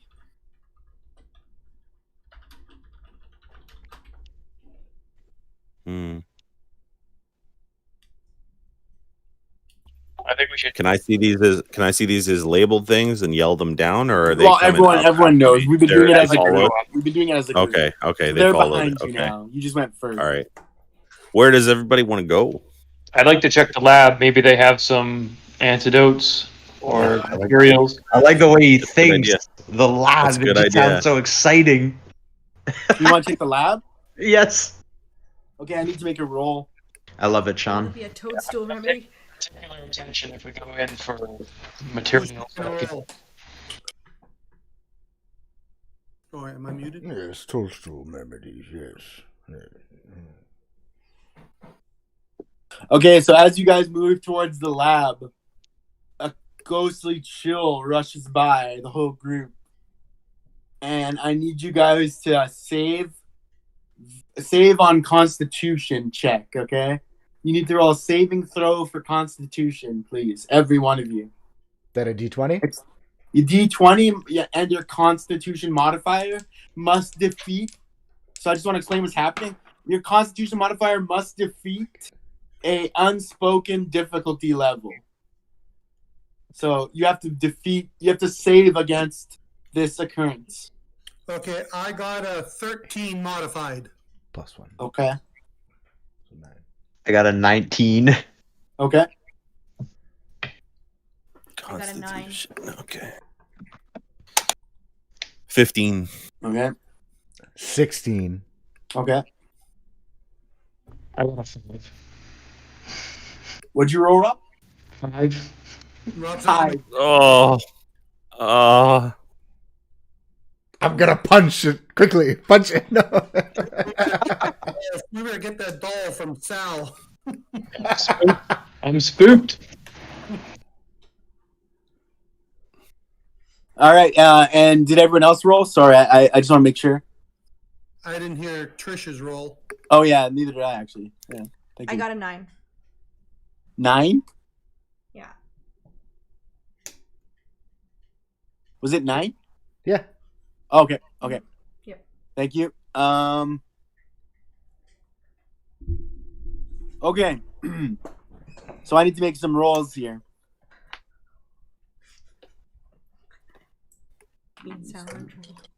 So I need to make roll for Sal and a roll for Trix.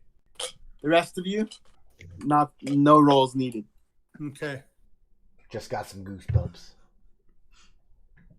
Okay. And okay. So as this chill rushes through you guys, Sal, you find yourself frozen on the spot. And as you move to go say something, nothing comes out and no movement happens. You are stuck as a statue.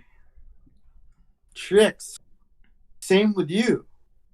The cold sweeps by you, and suddenly you can't move, speak, talk, speak, or walk, or do any movements with your arms or anything.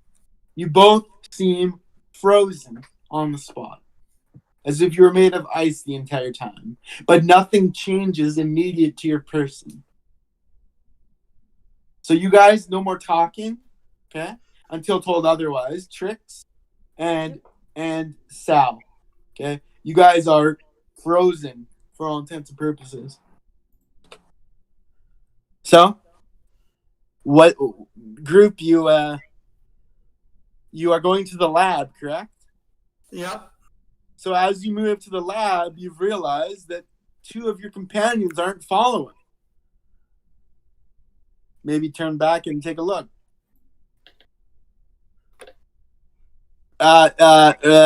Trix and Sal, I want your best statue position right now. Like Frozen. For the people at home watching. Oh my god, they're weeping angels. Okay, group. You seem to have a problem. What's it going to be? Well, the problem seems to be that they're frozen. I think the problem's handled itself. Food was getting light, and we had a poisoned person, so let's move on. Don't have to cure him if he's frozen. Gal, I need you to roll a d6, please. Gal. Oh god, that's not good.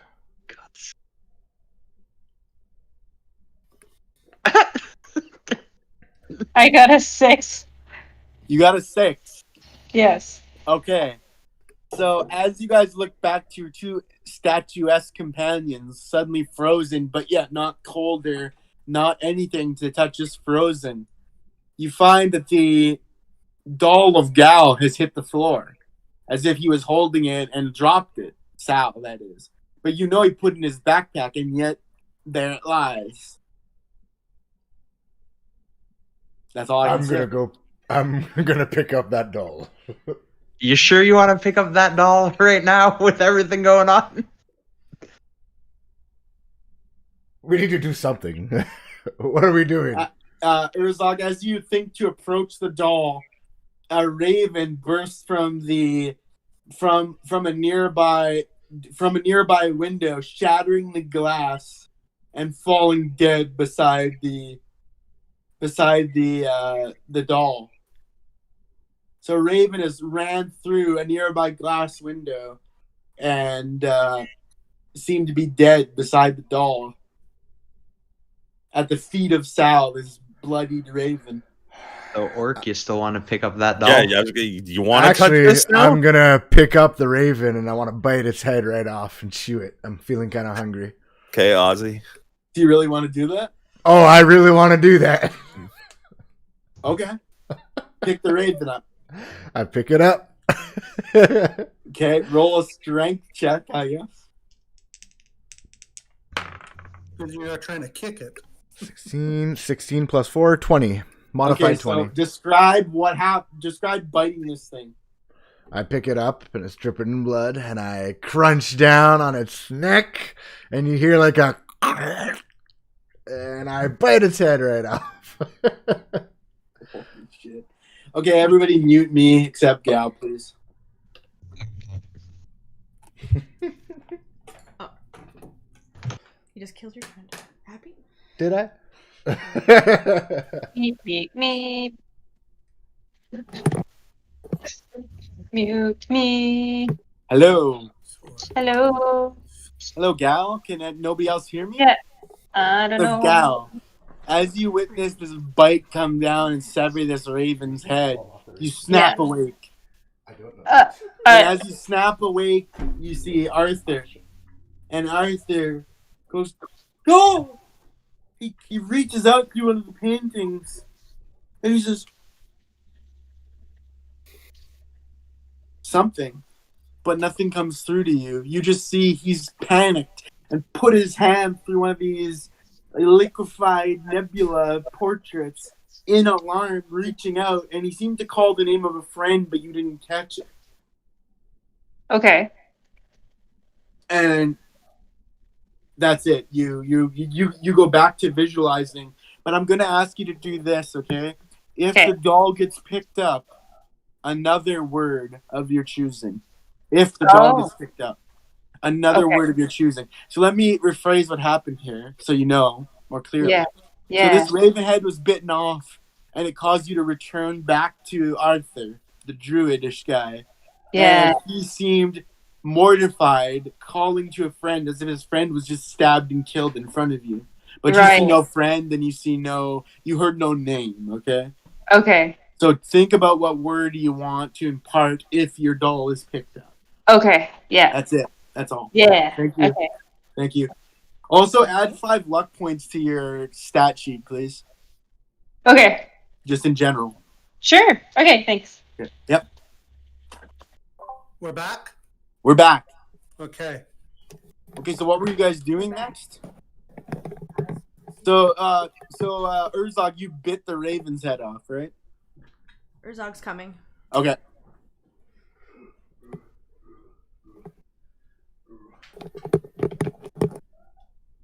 Out of my chair. Out. Out. Okay. Is Urzog back? Yeah. Okay, I better not have killed Gal. All right, continue. Urzog, you back? I'm back. Yes. Okay, Urzog. Finish your snack. You want to pick up the doll? Am I picking up the doll? Yeah, let's pick up the doll delicately. Okay, you pick up the doll. Gal. I shout one word, and it's druids. Druids. All right. Thank you, Gal. All right, so we got vampires and druids. Yeah. So far, a lot of help. Could they be druidic vampires? Is that a thing? Could they be vampruids? Or Druamps? Druamps? Are you guys taking the Gal doll? I am gonna take it. Yes. And what about the raven corpse now bleeding from its neck? And Urzog snack. So. Urzog, you want to pack it up or you want to just leave it?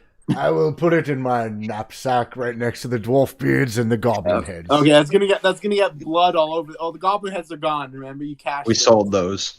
Yeah. Yeah, the heads are gone. Oh yes, you are correct. Dwarf beards remain. So you want to dump this headless raven body in there? Yes. Okay. You may do that. It's I've an done it. I did it. Okay. So you guys were heading towards the lab when this happened, right?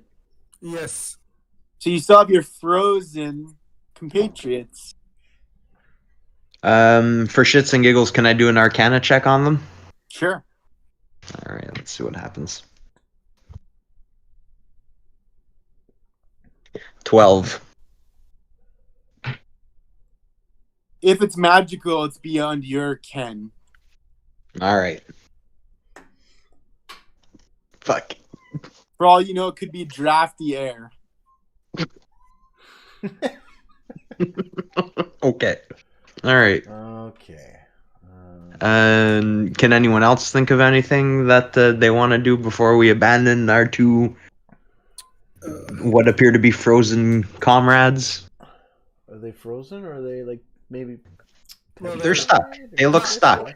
Cold to the touch, though. They're just like statues, right? Yeah, they're not. Their temperature has not changed. Right. Okay. Their eyes haven't closed or moved or. Make an investigation check. Okay, go ahead. All right. Now, 10. No. Okay, so you run. So you run your dragon claw across, let's say, Sal's face, and you do note, in fact, and you can say this if you want. You do note there is no temperature change. Their blood still seems to be flowing through their bodies. They're not frozen solid, but they're not able to do anything. Right. Now, go ahead, sorry. And I'm just gonna say, so if you put your hand on their chest, say, there's a heartbeat. Right. So they're not frozen. They're not cold to the touch, but they're like living statues. Now, could we potentially physically move them, or are they actually like feel like they weigh 1,000,000 pounds and cannot be moved? I might. Well, yeah, you can grab one of them and find out. All right, we'll try with Trix. I'll go over to Trix since she's the lighter Okay, one. strength check this, please. Don't drop them. Don't throw her through the roof either. Well, I haven't picked her up yet, so we're good. I got a 12 plus 4 will be 16. Okay, so you grab Trix, the small kobold, and lifts her up into the air. She doesn't move a single muscle, but she can be moved from the ground. Okay. And do I have the ability to maybe carry both these guys, one in each arm? Well, Rob, how much do you weigh? With armor, it's going to be like close to 300, I think. Okay. And Trix, you weigh like, I think it's 40 to 60 at base or something like that. Like 40 pounds. It's less. Like Plus gear. Did you put down a weight on their... There's no weight on her stat. Okay, well, I would say this then. You can carry Trix on your shoulder and your gear, but you cannot carry Salazar and his gear and Trix. Okay. You can carry Trix, but you can't carry Salazar. Okay. If you disrobe Salazar completely, then maybe. You can't even defend himself. I don't know. I don't know. Seems like rape to me. Yeah, seems unwarranted.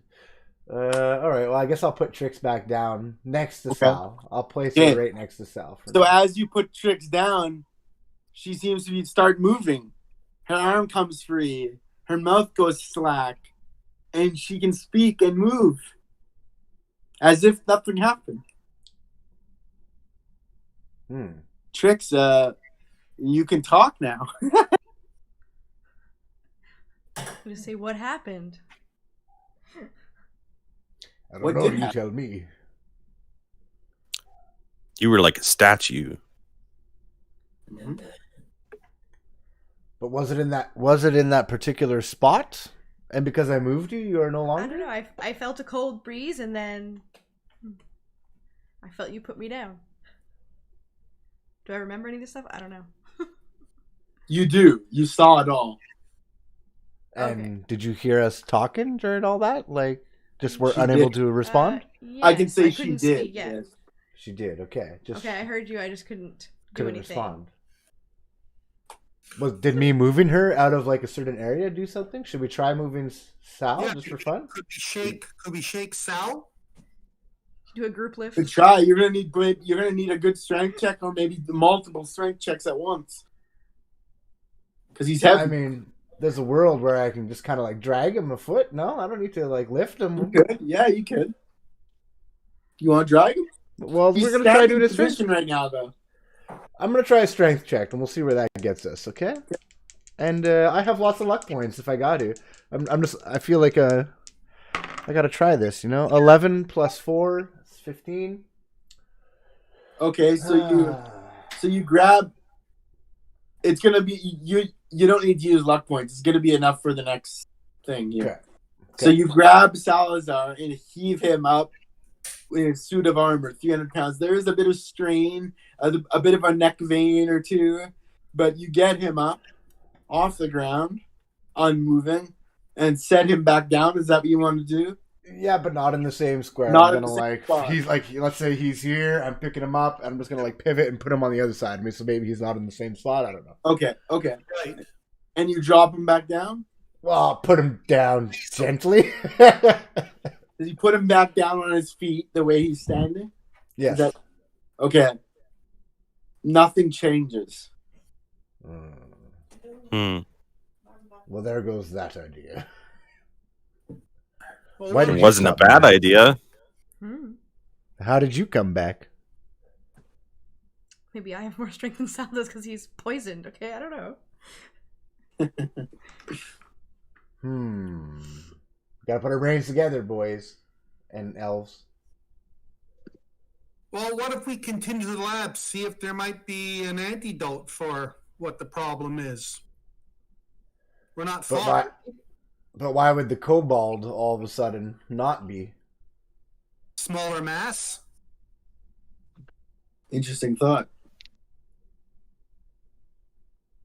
So we said vampires. I mean, if you want, Urzog, you and I can stay here to protect them while the other two go into the lab And I got a mutant on my wargs barking. I feel really, really bad about separating in this manner, personally. And right It's now, a terrible idea. It's only Sal. I mean, if you want, I can stay with Sal and you guys go into the lab. Sure, we could do that. That's still 1, 2, 3. That's still 4 people going into the lab. Okay. Who has the doll? Urzog, you have the doll? I do have the doll, yes. Okay. Are you keeping it?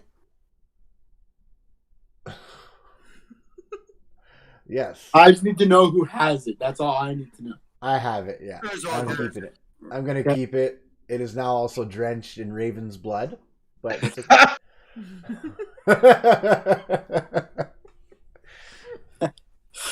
Okay. All right, so you guys are separating. So that means I'm going to need to do some separate work here. So, lab crew. Everyone else but lab crew, please mute me. It's me and lab crew now. So who's lab?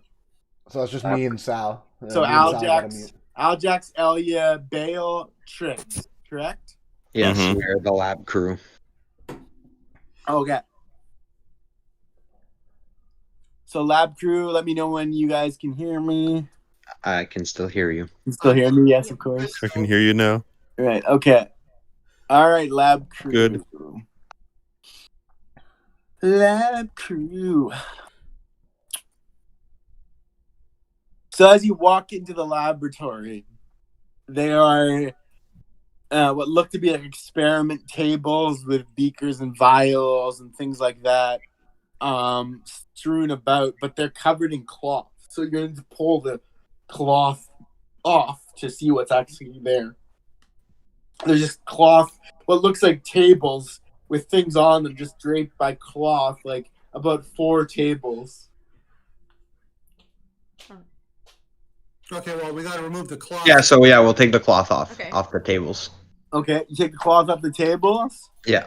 and you see like I said, a number of beakers, and every vial has the same color liquid in it. It is like a dark red liquid.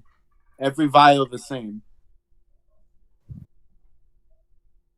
you want to check into the vials, open them up, uncork them? Old and dusty though they are. Yeah, we can. So they're all like vials closed up, corked up, like all Corked sealed. up, dust all over it, but still corked up. Yeah. Okay. Yeah, I think we should look to see if there's any labels on these vials. They might say what they are. Okay, so you want to investigate that? Yep. Okay, so quick turnaround. There's no labels on any vial. Okay. Any other Okay. ideas? Anything else in the room? Is there Or anything like on the walls that we can Yeah, look at, so or- there's another portrait. Looks like the guy in the rug, so to speak. The guy that was etched into the rug, same guy, but a portrait, like a stately one on gold framing. It's over to the right wall, but it's kind of obscured by like what I guess would be the D&D equivalent of like filing cabinets and things like that. So it's there, but it's not like a prominent fixture. Other than that, it's mostly like, if y'all allow me the vagary of saying, science equipment. Some of which is useless too. Some of which you guys don't even know the first thing what to do with or what to call it. But suffice to say, it's like experimentation, alchemy tables, things like that. Okay.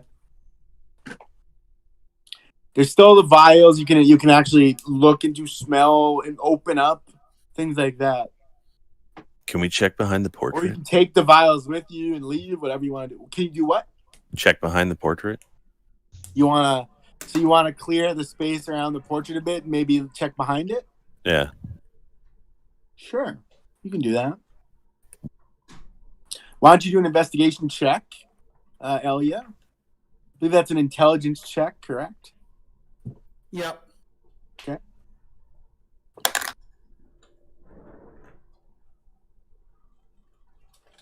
Oh darn. So 10 minus 1 for the intelligence, so 9. 9. Okay. So you see, you feel what seems to be the handle of a safe behind the painting. Do you want to take the painting off the wall and look more closely? I think we should. Yeah. Okay. So grab the painting. Tell me how you set it down. Okay, because it's a rather large painting. Where are you going to put this thing? Carefully Spare no next to the detail for me. bookshelf. What's that? We're gonna take the painting off very slowly Mhm. and gently put it next to the bookshelves. Okay, so are you propping it up? Or are you laying it down? Leaning it against the wall? Leaning it against the shelves. Okay. Yeah. So you've situated the painting, leaning against the shelving, upright still, correct? Yeah. Okay. And behind it, I said there's a little safe, a little wall safe with a handle that could open a small little square door, like a square box door to a safe. You wanna try to open it? I will try and open it first. Okay. So you grasp the handle? Yeah. Yeah. Okay. And then you pull the door open. And it does open. There is no lock on it. And inside there is a statue bust, like a Hall of Fame bust, like a head and shoulders statue, right? Inside this little safe, there's a little bust, like not a full-size head. And it's made of marble, and it seems to be the face of a woman. But it's a woman you've not seen. You yourself, that is, have not seen this woman. You want to take the bust out, show it to the other guys? Yes. Okay. So you guys, I need lab crew. I need all you guys to make an investigation check on this statue head, please. Including myself or just them? Just them, because you've not seen this. Because okay, all right. You kind of weren't here. All right, just making sure. 14. Goodness, I only got a 6. Yeah. What is the investigation, Ellie?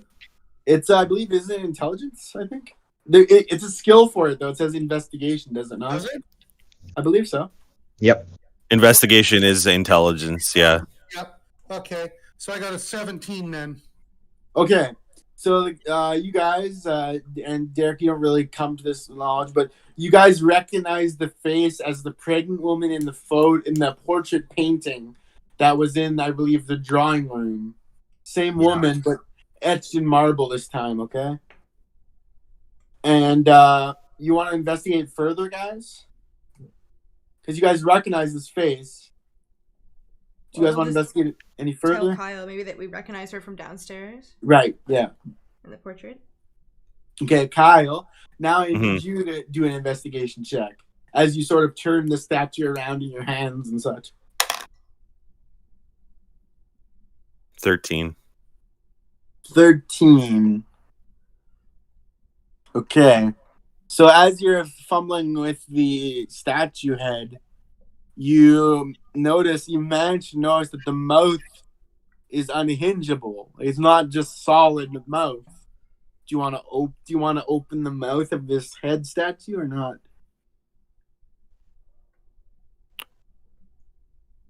Sure. I will do it.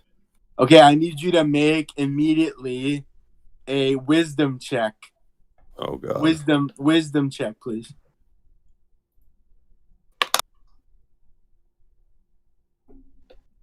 Oh, thank God. Okay, so 16 plus 2.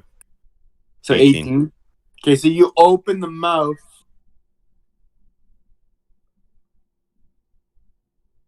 And a small wail emits from it, but distant, not loud. A small scream, but very distant. Admit. It doesn't surprise you. It's a very distant scream, and you sort of obviously you're startled by this, but you notice there's a lock in the mouth, a lock shape, where a key fits. And that's all.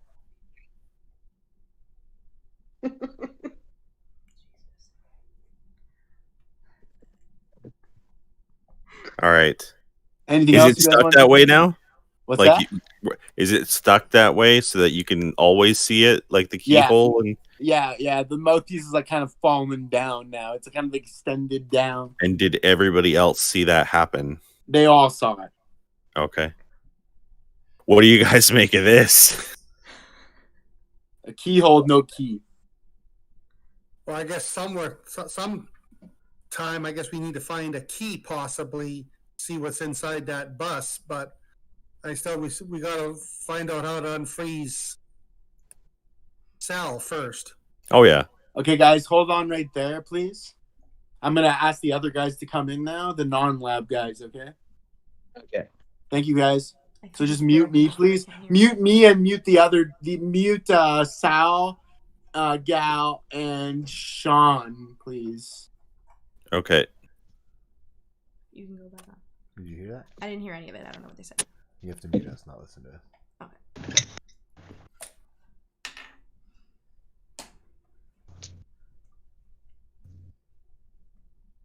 Sal there?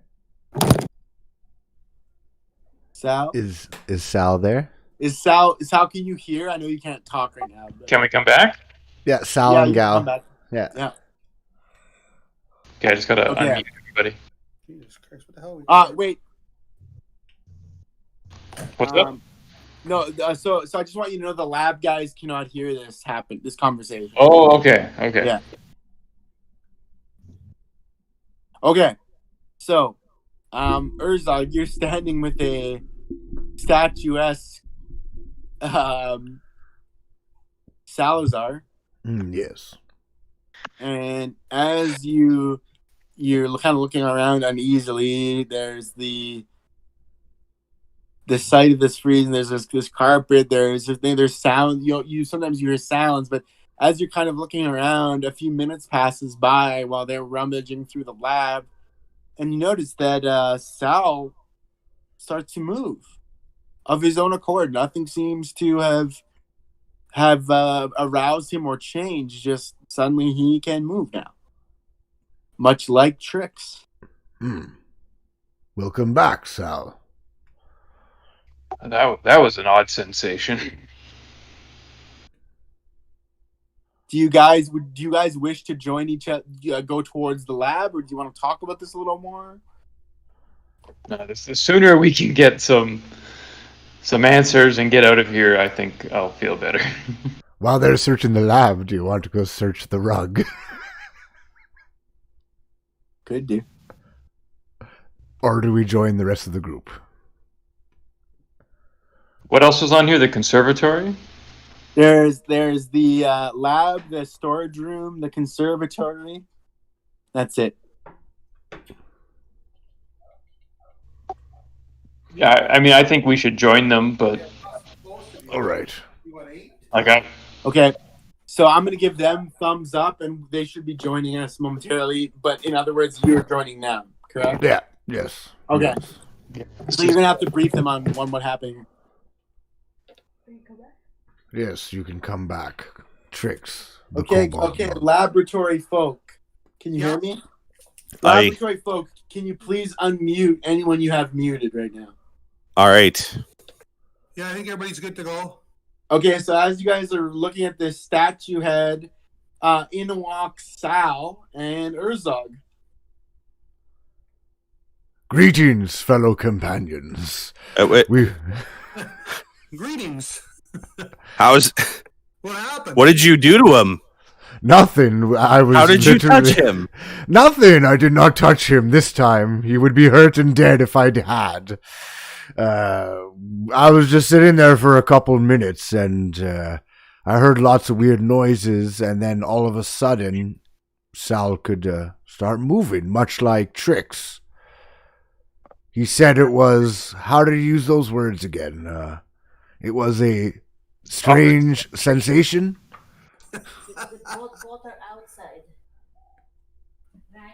Otherwise, I have no clue. What? So what exactly did this feel like? It was an odd sensation. I don't know if it's getting body slammed against the wall in the foyer, or if it's the poison but I would like to see the lab. Is there anything that's helpful in there? Well, you're in there now, for the record. You're in there now.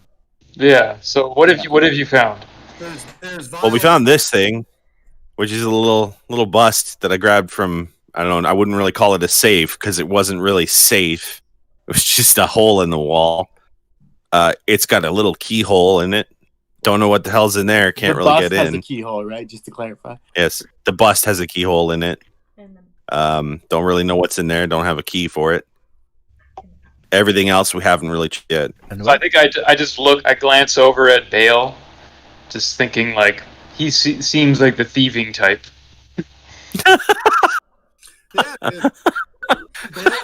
You locked a bus. What's up, guys? Glance over like you want to thieving type? I wouldn't say I'm the thieving type, but I could be. Well, yeah. Now that you're all here, I guess I could try lockpicking the bust. We could. Here you go. Here's the bust. We could just smash it. No smashing. I don't know. It emitted a little wail. Yeah, and it made sounds. You forgot to say, you guys inform, please, what the bust is of, please. Wait, so like it emitted a whale, like a yes, it a actually little whale, like an orca whale swam out of its mouth. No, yeah, that's actually what I thought at first when Alex was about to say words. I was like, "Fucking That's whale, what?" Exactly what I thought too. I was like, "Wait, a little whale came out of its mouth." WAIL. Sorry, it wasn't just me. I was like, "A whale, what?" You guys suck so much ass. But in this house, a whale could come out of its mouth. We're in a realm of ghosts, banshees, and whatnot. And you're gonna say a whale. That was my first thought. Don't hate the player, hate the game. Druids and animals. It makes total sense to me. Okay. Yeah. Okay, Raven Eater. Who's the bust of? Oh, it's the chick in the painting downstairs, right? Was that what it was? Yeah. Yeah. The female of the couple in the drawing room. The unhappy one. But Bale, do you want to see if you can lockpick the mouth? Yeah, so I'm gonna whip out the lock picks. Oh. Alright. And I guess I'll take the bust from Kyle. I mean, the elf. The elf. I refuse to use your names if I don't have to. All right. And yeah, I'll attempt to pick the lock, Mr. Okay, DM. so make a dexterity check, please.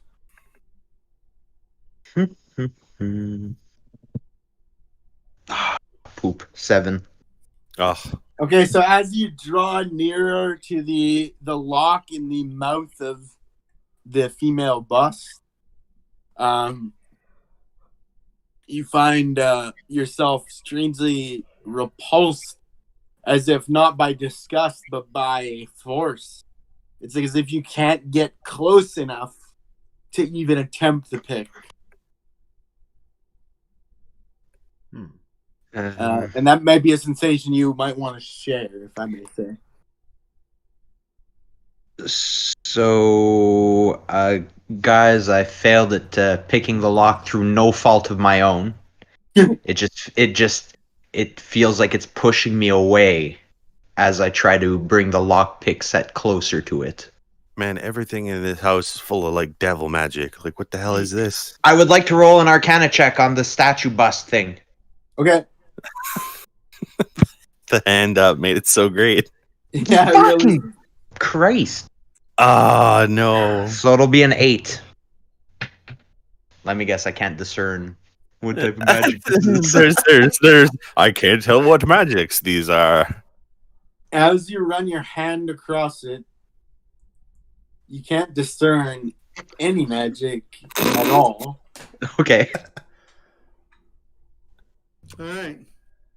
Well, even with an 8, he'd still be able to tell if there was a little bit, right? That is never certain. So, Alex, at this point, I'm like, I don't know if it's going to do anything, but I feel more comfortable. I'm going to cast my light cantrip, which is like my celestial thing, on my mace and just light it up. Okay. Just like it's basically like this radiance energy that just like illuminates. I just feel like it's a protective effect. It doesn't actually have a protective effect, but I feel like it does. Okay. So as you cast this illumination, you typically have used the mace as your so it's an object that can illuminate. Yeah. So I illuminate my mace. So as you cast shadows across several tables with vials on them, your compatriots have already said that, but didn't mention that to you. In the vials, the light shows what is the same liquid across all vials. Okay. It is dark red, but when the light hits against it, it seems to shine a little more red than the dark burgundy it appears to be at first look.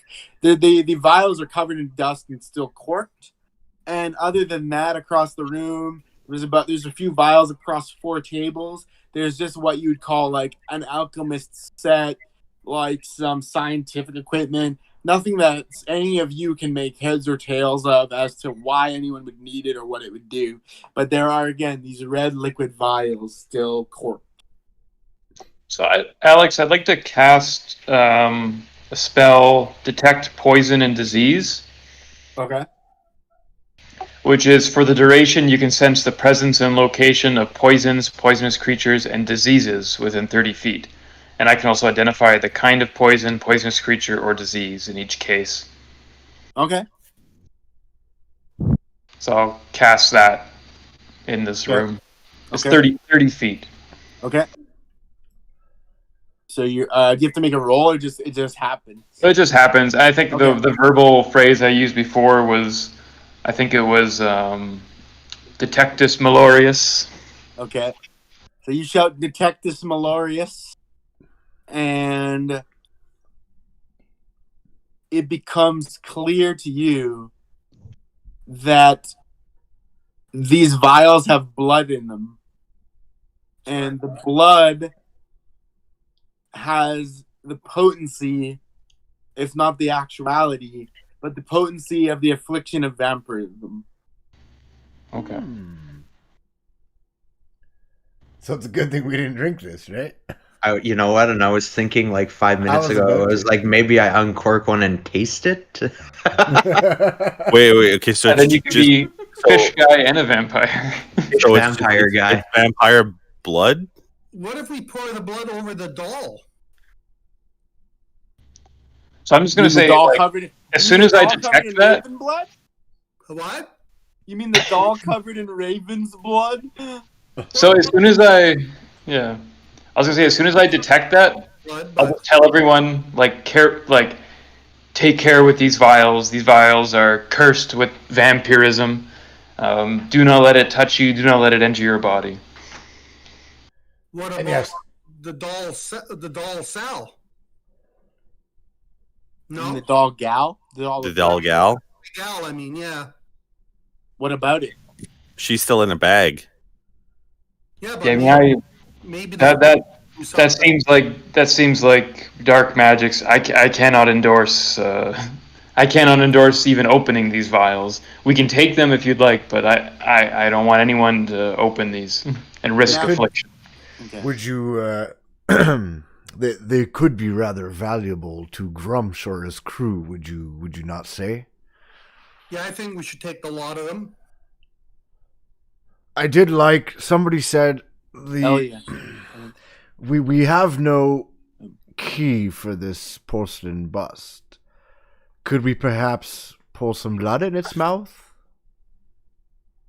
Well, suppose do we want to try the vial, or do I get the raven out of my bag and give it a good old squeeze? No shit. Can't we just look for a key? Gross.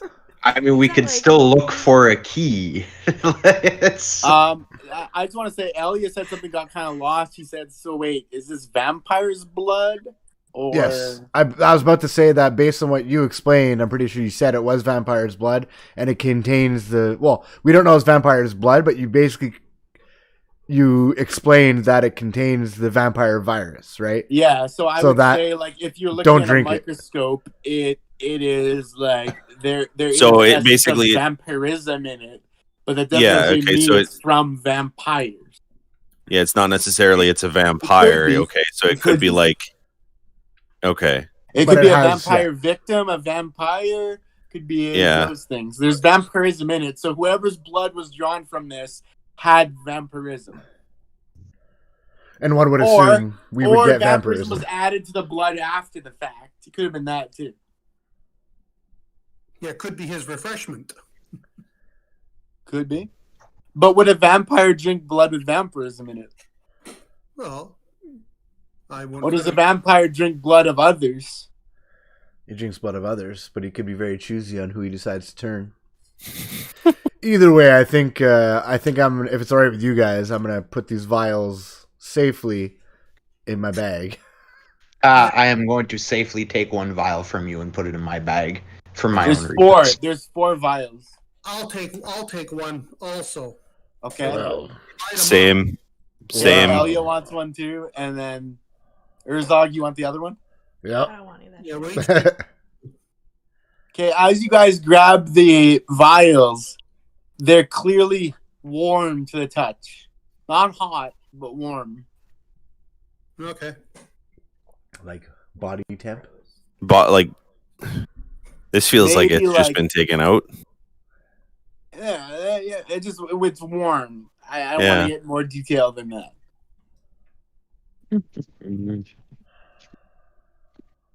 All right, so you're all putting them away. Yep. And what about this bust?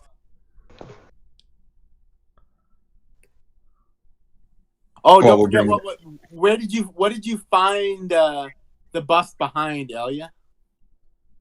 I found it behind a giant portrait. What was the portrait of? The portrait was of the guy of the couple down in the drawing room. Oh, No. it was. I'm sorry. It was the It woman. was the guy in the rug. That was Interesting. in the foyer. That's the portrait of the same guy. We should check that rug. Well, no, Maybe there's a key under the rug all along. Huh? What's it gonna be, guys? Plans. Okay, so I just want to. We have the lab is completely explored now. We've There's done nothing everything else- possible in there's the nothing lab. else worthy. Okay, so what else was on this floor? Storage room and storage room? conservatory. The Okay, storage room. yeah. And the conservatory. All right. So do you guys want to hit the storage room next? Then finish this floor before Yeah, we. sounds good. Yeah. Conservatory, yes. Okay. So the storage room then. Okay. Onwards So, you know, and I had forwards. to retcon something I spoke wrongly. The conservatory is on this floor. It's not outside. Yeah, because you said outside was the garden, the Yeah. cemetery, and the. I did erroneously say the conservatory is outside. It is not. Sorry. Okay. Yeah. Storage room now. Storage Yeah, room. storage room. Okay. I'll open the door and then shine my light in. Okay. Okay, so Salazar, you notice various boxes filled with inventory from Valentine's Arcane Trade Network. He was clearly hustling arcane goods. We know there's a trade network, right? And this seems to be his goods. How many boxes or crates are in here? Like this Seven. reason. Why? 7 of them. Sorry. This is probably too much for you. Think. I froze when it was on the back thing. Oh, seven boxes. Correct. Okay. I feel like this may be what Grumsh is looking for, but let's just take note of that. Well, Can you hear? do we just take the boxes or open them? Up to you guys.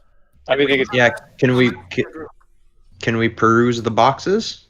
You may if you wish. I'm just gonna say it as a warlock. I would very much like to peruse these boxes. Okay, so grab one box. Go for it. And take a look. All right, so I'm grabbing the nearest box to the door, we'll say, because I'm Sure. lazy and it's close to the door. Sure. That works. I understand your feelings. Okay, so here's what I need you to do. Roll your percent die, right? Oh, Your okay. percent die. Yeah. That's D100. Okay? Yeah. Yeah. New die. I need you to roll D100, Dale. Uh, 60. 60. Yeah. Okay. Okay, so now I need you to roll D12. Okay. I rolled a 9. You rolled a 9. Yeah. And as you rummage through the box, there's papers, there's tissue paper, there's all kinds of nothing, and your hand comes across a jagged stone. You can pull it up if you want out of the box. I will pull the jagged stone out of the box. It is and- transparent, white, smoky gray, and a sheen of yellow on it. Seems to be of some value. You wanna maybe think about what that might be, investigate? Yeah, can I just somebody know stones? Does anyone know stones? Hmm. Or something that has to do with stones? I could check as far as like nature goes. Sure. Do a nature check, please. That's still just regular D20, right, Alex? Yep. I don't think you have anything. 19. Okay, Sorry, so last you one, I guess, but nothing to do with peer at the stone, Elia, and you're familiar with it as quartz. So you have Bale, you have discovered a quartz stone. A shiny quartz stone? Correct. Oh, it's some nice looking quartz there. Gonna put that in your bag?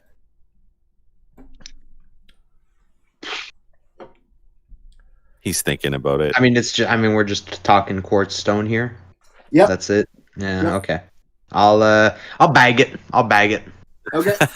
I'll bag All it. right. Does anybody else want to open a box? I do. I have to. Okay. All right. Go ahead and roll your percent die, please. Yeah. I immediately thought of your precious quartz blocks, Derek. I got 90, Alex. 90. Okay, now roll a D10, please. A D10? Yeah, if you have it. Yeah. Okay. 3. Okay, so as you rummage through the box, you find a transparent yellow stone.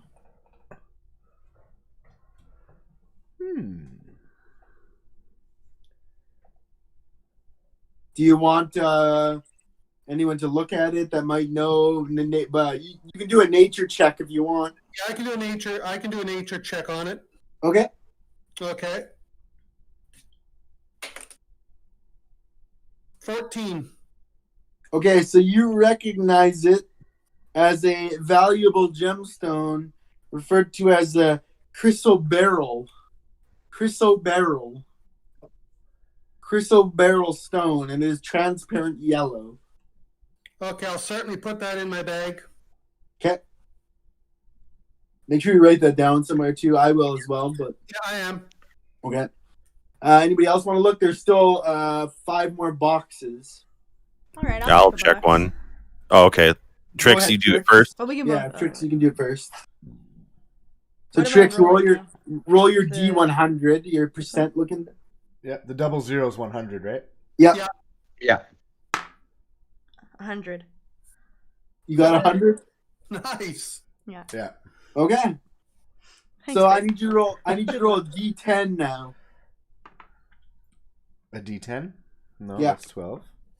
12. 12. I think it's this one.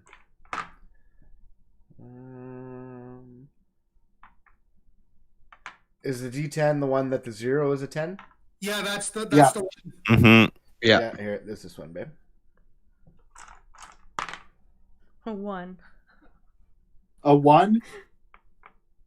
Okay, so as you rummage through the box, Trish, you pull up a vialed red liquid in an ornate like jug, but like enough to fit in your hand. It's a bit heavy for you, but it's like a drinkable, looks like a drinkable liquid.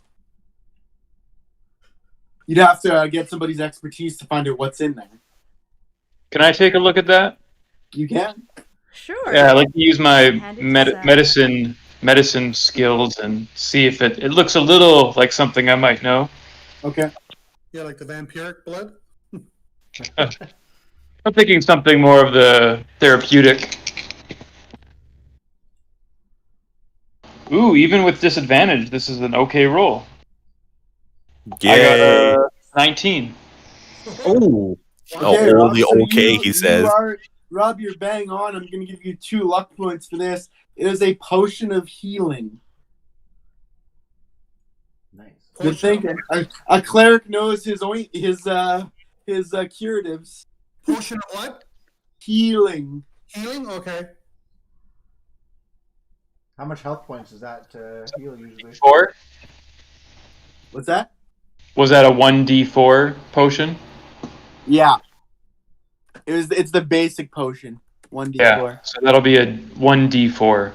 Yeah, so it heals just one. Yourself now. Oh, I'm save that. That's precious commodity.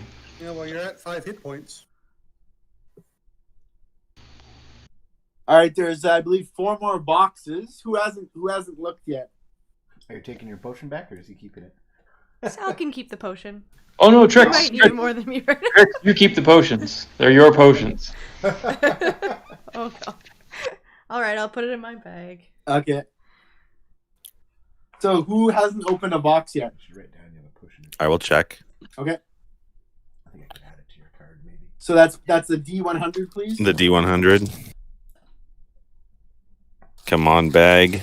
Bag of dice. Bag of dice.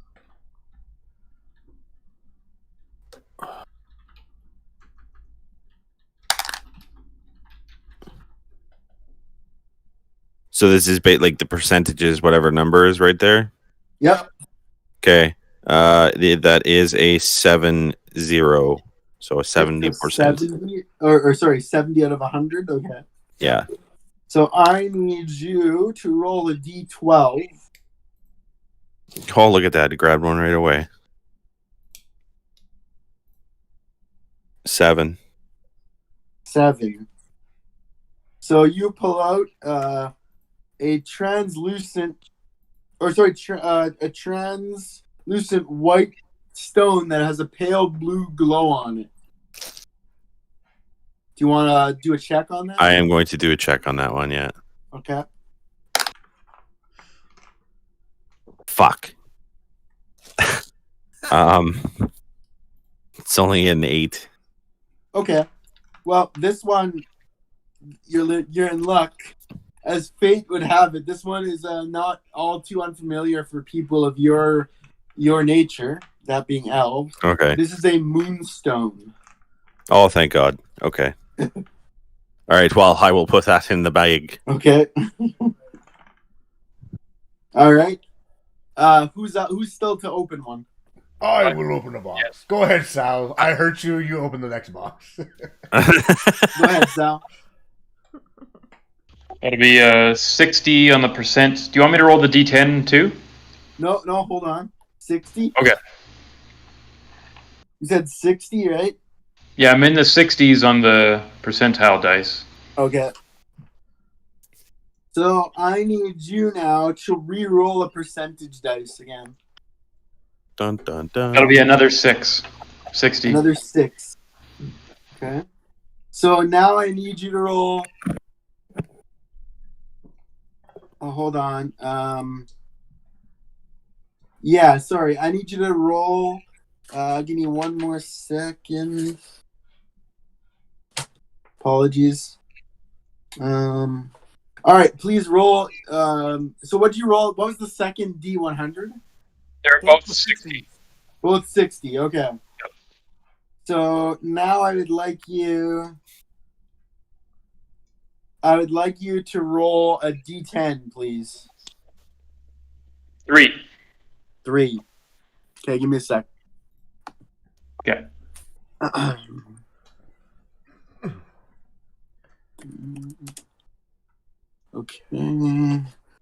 Okay, let's see. So 3. Okay, so as you rummage through the boxes, you find what looks like a case with like a snap cover, leather case, and like an etching on it of an eye, like a stylized eyeball. Yeah. Interesting. Can I open it? You can. What's inside? Inside it is a small sheet of paper. Would you like to unfoil that sheet? Yeah, is anything written on it? It does. It is a 3rd level scroll for the spell Beacon of Hope. So this was a wizard scroll case, and you have the scroll for Beacon of Hope. Okay. Which of course would be a one-time use, or I think you can copy magic. I think, but maybe not. Maybe that's old school. Maybe it's a one-time use. Just I don't know. We'll have to look. Can I say something real quick? Sure. What's that? Immediately, what popped into my head when you said that there was just a note in this thing was all I thought what the note said was "surprise, motherfucker," and then something was gonna reach from behind him. So yeah, I'll scroll. Okay. Do I have any idea of like what this might do? Like what the effect might be? You'd have to have somebody do an arcane check. Okay. Sounds like we have a. If I pass this to Bale or Dragon Lord here, or Dragonborn. Yeah, they can check. Yeah, can I get them to take a look at it? Yeah, sure. Yeah, Bale, what do you make of this? All right, let's take it. Oh my. Whew. Well, you don't sound happy, Alex.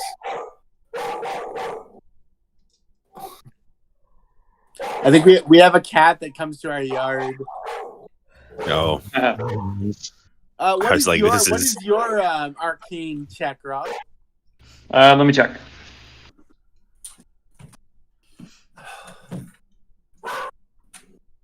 I'm +1 right now. Okay. So Bale, you're asking Bale to look. So Al Jax, did you hear what Rob found? Your mic's muted. Of what? It's a scroll of the 3rd level spell Beacon of Hope. And he's asking Bale to take an Arcana check. 3rd level, what was it? 3rd level spell Beacon of Hope. Beacon of Hope? Okay. Really easy. Yeah, I'd like the magic users to take a look. So Bale and then Dragonborn. All right, let's take a look at this scroll or piece of paper, parchment. Yes, parchment. Alternatively, Salazar, if needed, you can take a history check on this. I think we'll be good. I rolled a 16 plus my 4, so 20. Okay, so you, Bale, you hear that it's Beacon of Hope, and you, being well versed in magic, you and Al Jax, and Salazar. The reason why I said you can take a history check is because you've studied this spell in the past. It is a divine magic, clerical magic spell, and it bestows hope and vitality. You may choose any number of creatures within range for the duration, which is 1 minute, each target has advantage on wisdom saving throws and on death throws, and regains the maximum number of hit points possible from any healing applied to them during that time. So it maximizes other healing sources and advantages on saves against death and saves that target wisdom, okay? But it only lasts for a minute. Okay. Okay. Alec, do you know if that's something that, like, can I cast a scroll, even if it's level Anyone 3? can cast a scroll, is my understanding, as long as they have used magic item as like a functional ability, I think. But I have to double check that next session. Okay. We're actually coming to the end of this session, so whoever has to have a box open still. Of course, Gal, unfortunately, you cannot. Yeah, I'll pocket the scroll then for now. Okay. Who is yet to open one? Urzog, right? Our big boy hasn't. Yeah. Biggie. Yes. Biggie Your Smalls. turn. Let's do this. How many D100. boxes remain? How many? Yeah. There's 2 left. 2 boxes.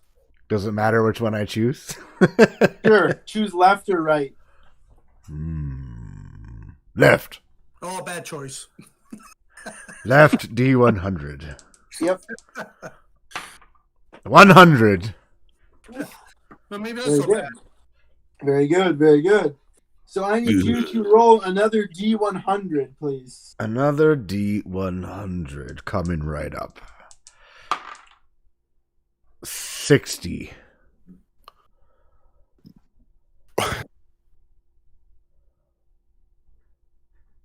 You pull up out of the box another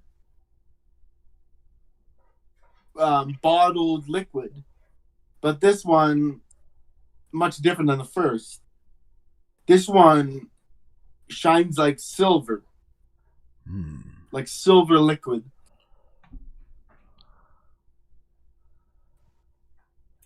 Can I investigate this? You can. You might want to defer to somebody with some arcane knowledge. Arcane knowledge. Okay. Dragon Lord? Yes. Yes. I shall. I pass you this. I shall do an silver. arcane check for you. Okay. 17. Whew. Okay, so you are able to successfully identify this as a potion of invulnerability. Oh, baby. Oof. So that what that will do, you guys, for 1 minute after you drink this potion, you gain resistance to all damage for 1 minute. It's a syrupy liquid that, as I said, looks like liquefied iron or silver. Okay. There you go, Urzog. I'll take that back now and put it in my bag. Tuck it neatly between the dwarf beards So again, and that's the raven resistance colts. to all damage, but not effects of different kinds, right? Any damage numbers you may receive would be negated. Yeah. But if it was like, If you are like frozen, you'd be frozen. I'd be frozen, but I wouldn't take damage from it. You I wouldn't would take just be any frozen. damage. Whatever Okay. damage source would be denied. Yeah. Cool. Now, when that runs out, I would still be frozen, for example. Then I would start taking damage or something. Well, like let's say you were like standing in fire. If you drank the potion while you're standing in fire, you're taking no damage. If you're still standing in fire a minute later, you'd be starting to take damage. Okay, cool. Yeah. So you could run through fire with this for a minute. Sounds like a good time. All right, there's one more box. Who would like to open it? You've all opened one. You have 7 companions, but one is missing. I think that Sal should open it since he got tackled today, almost died, and he's missing his friend, and he's potentially becoming very stupid from the toadstool poison. All right. Normally, I wouldn't agree, but I would That definitely way. agree in this I agree. case. Yeah. Put it that way, I guess I'll open the last one. When you put it that way. Sal, please roll a d6. Oh, God. Uh-oh. We might have fucked him. The box is trapped. Does 6 damage. He's dead. That's it. What was it? 2. Okay, now roll a D100. And a D8 or equivalent. So 40 on the D100. Yeah. And then 3 on the D8. Okay. So you rummage through the box and you pull out another potion. This one, though, is the color of skin and has a green edge to it as well. Like a green hue to yellow liquid. Skin is yellow. Knees weak, arms are heavy. Can I try to identify? Do I recognize what this is? You can. You may try. I need you to roll a history check. Alex, did you say greenish yellow? A green hue to a yellow liquid. Okay. Greenish yellow. I got a 2.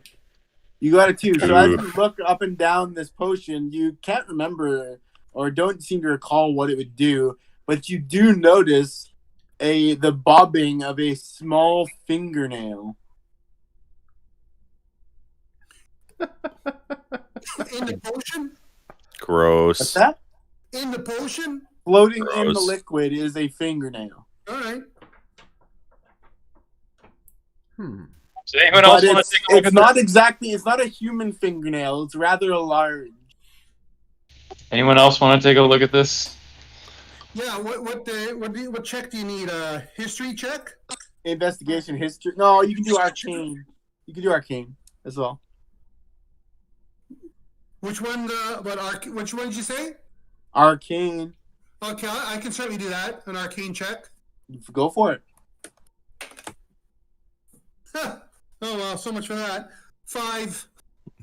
Yeah, you just see a large fingernail in the yellow-green liquid. Yeah, same as what you saw, Sal. I see the same thing. Bale, you want to take a gander or no? Yeah, I'll take. What are the chances that we all just see a fingernail in it, right? Well, we'll pass it around. I should have kept my fucking mouth shut. No, I'm kidding. I rolled a 14 plus the 4 for so 18. No, Okay. what's wrong with that? No, he was joking, he said. No. Okay, so you recognize, Bale, this to be a potion of hill giant strength. When you drink this potion, your strength attribute changes to 21 for 1 hour. The potion will have no effect if you are already strong or stronger than 21. The potion's liquid has floating in it a hewn sliver of a hill giant's fingernail.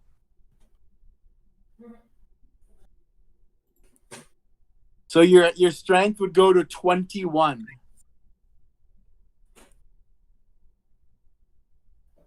I could come All right, in handy. guys. And that is the way we're going to end it.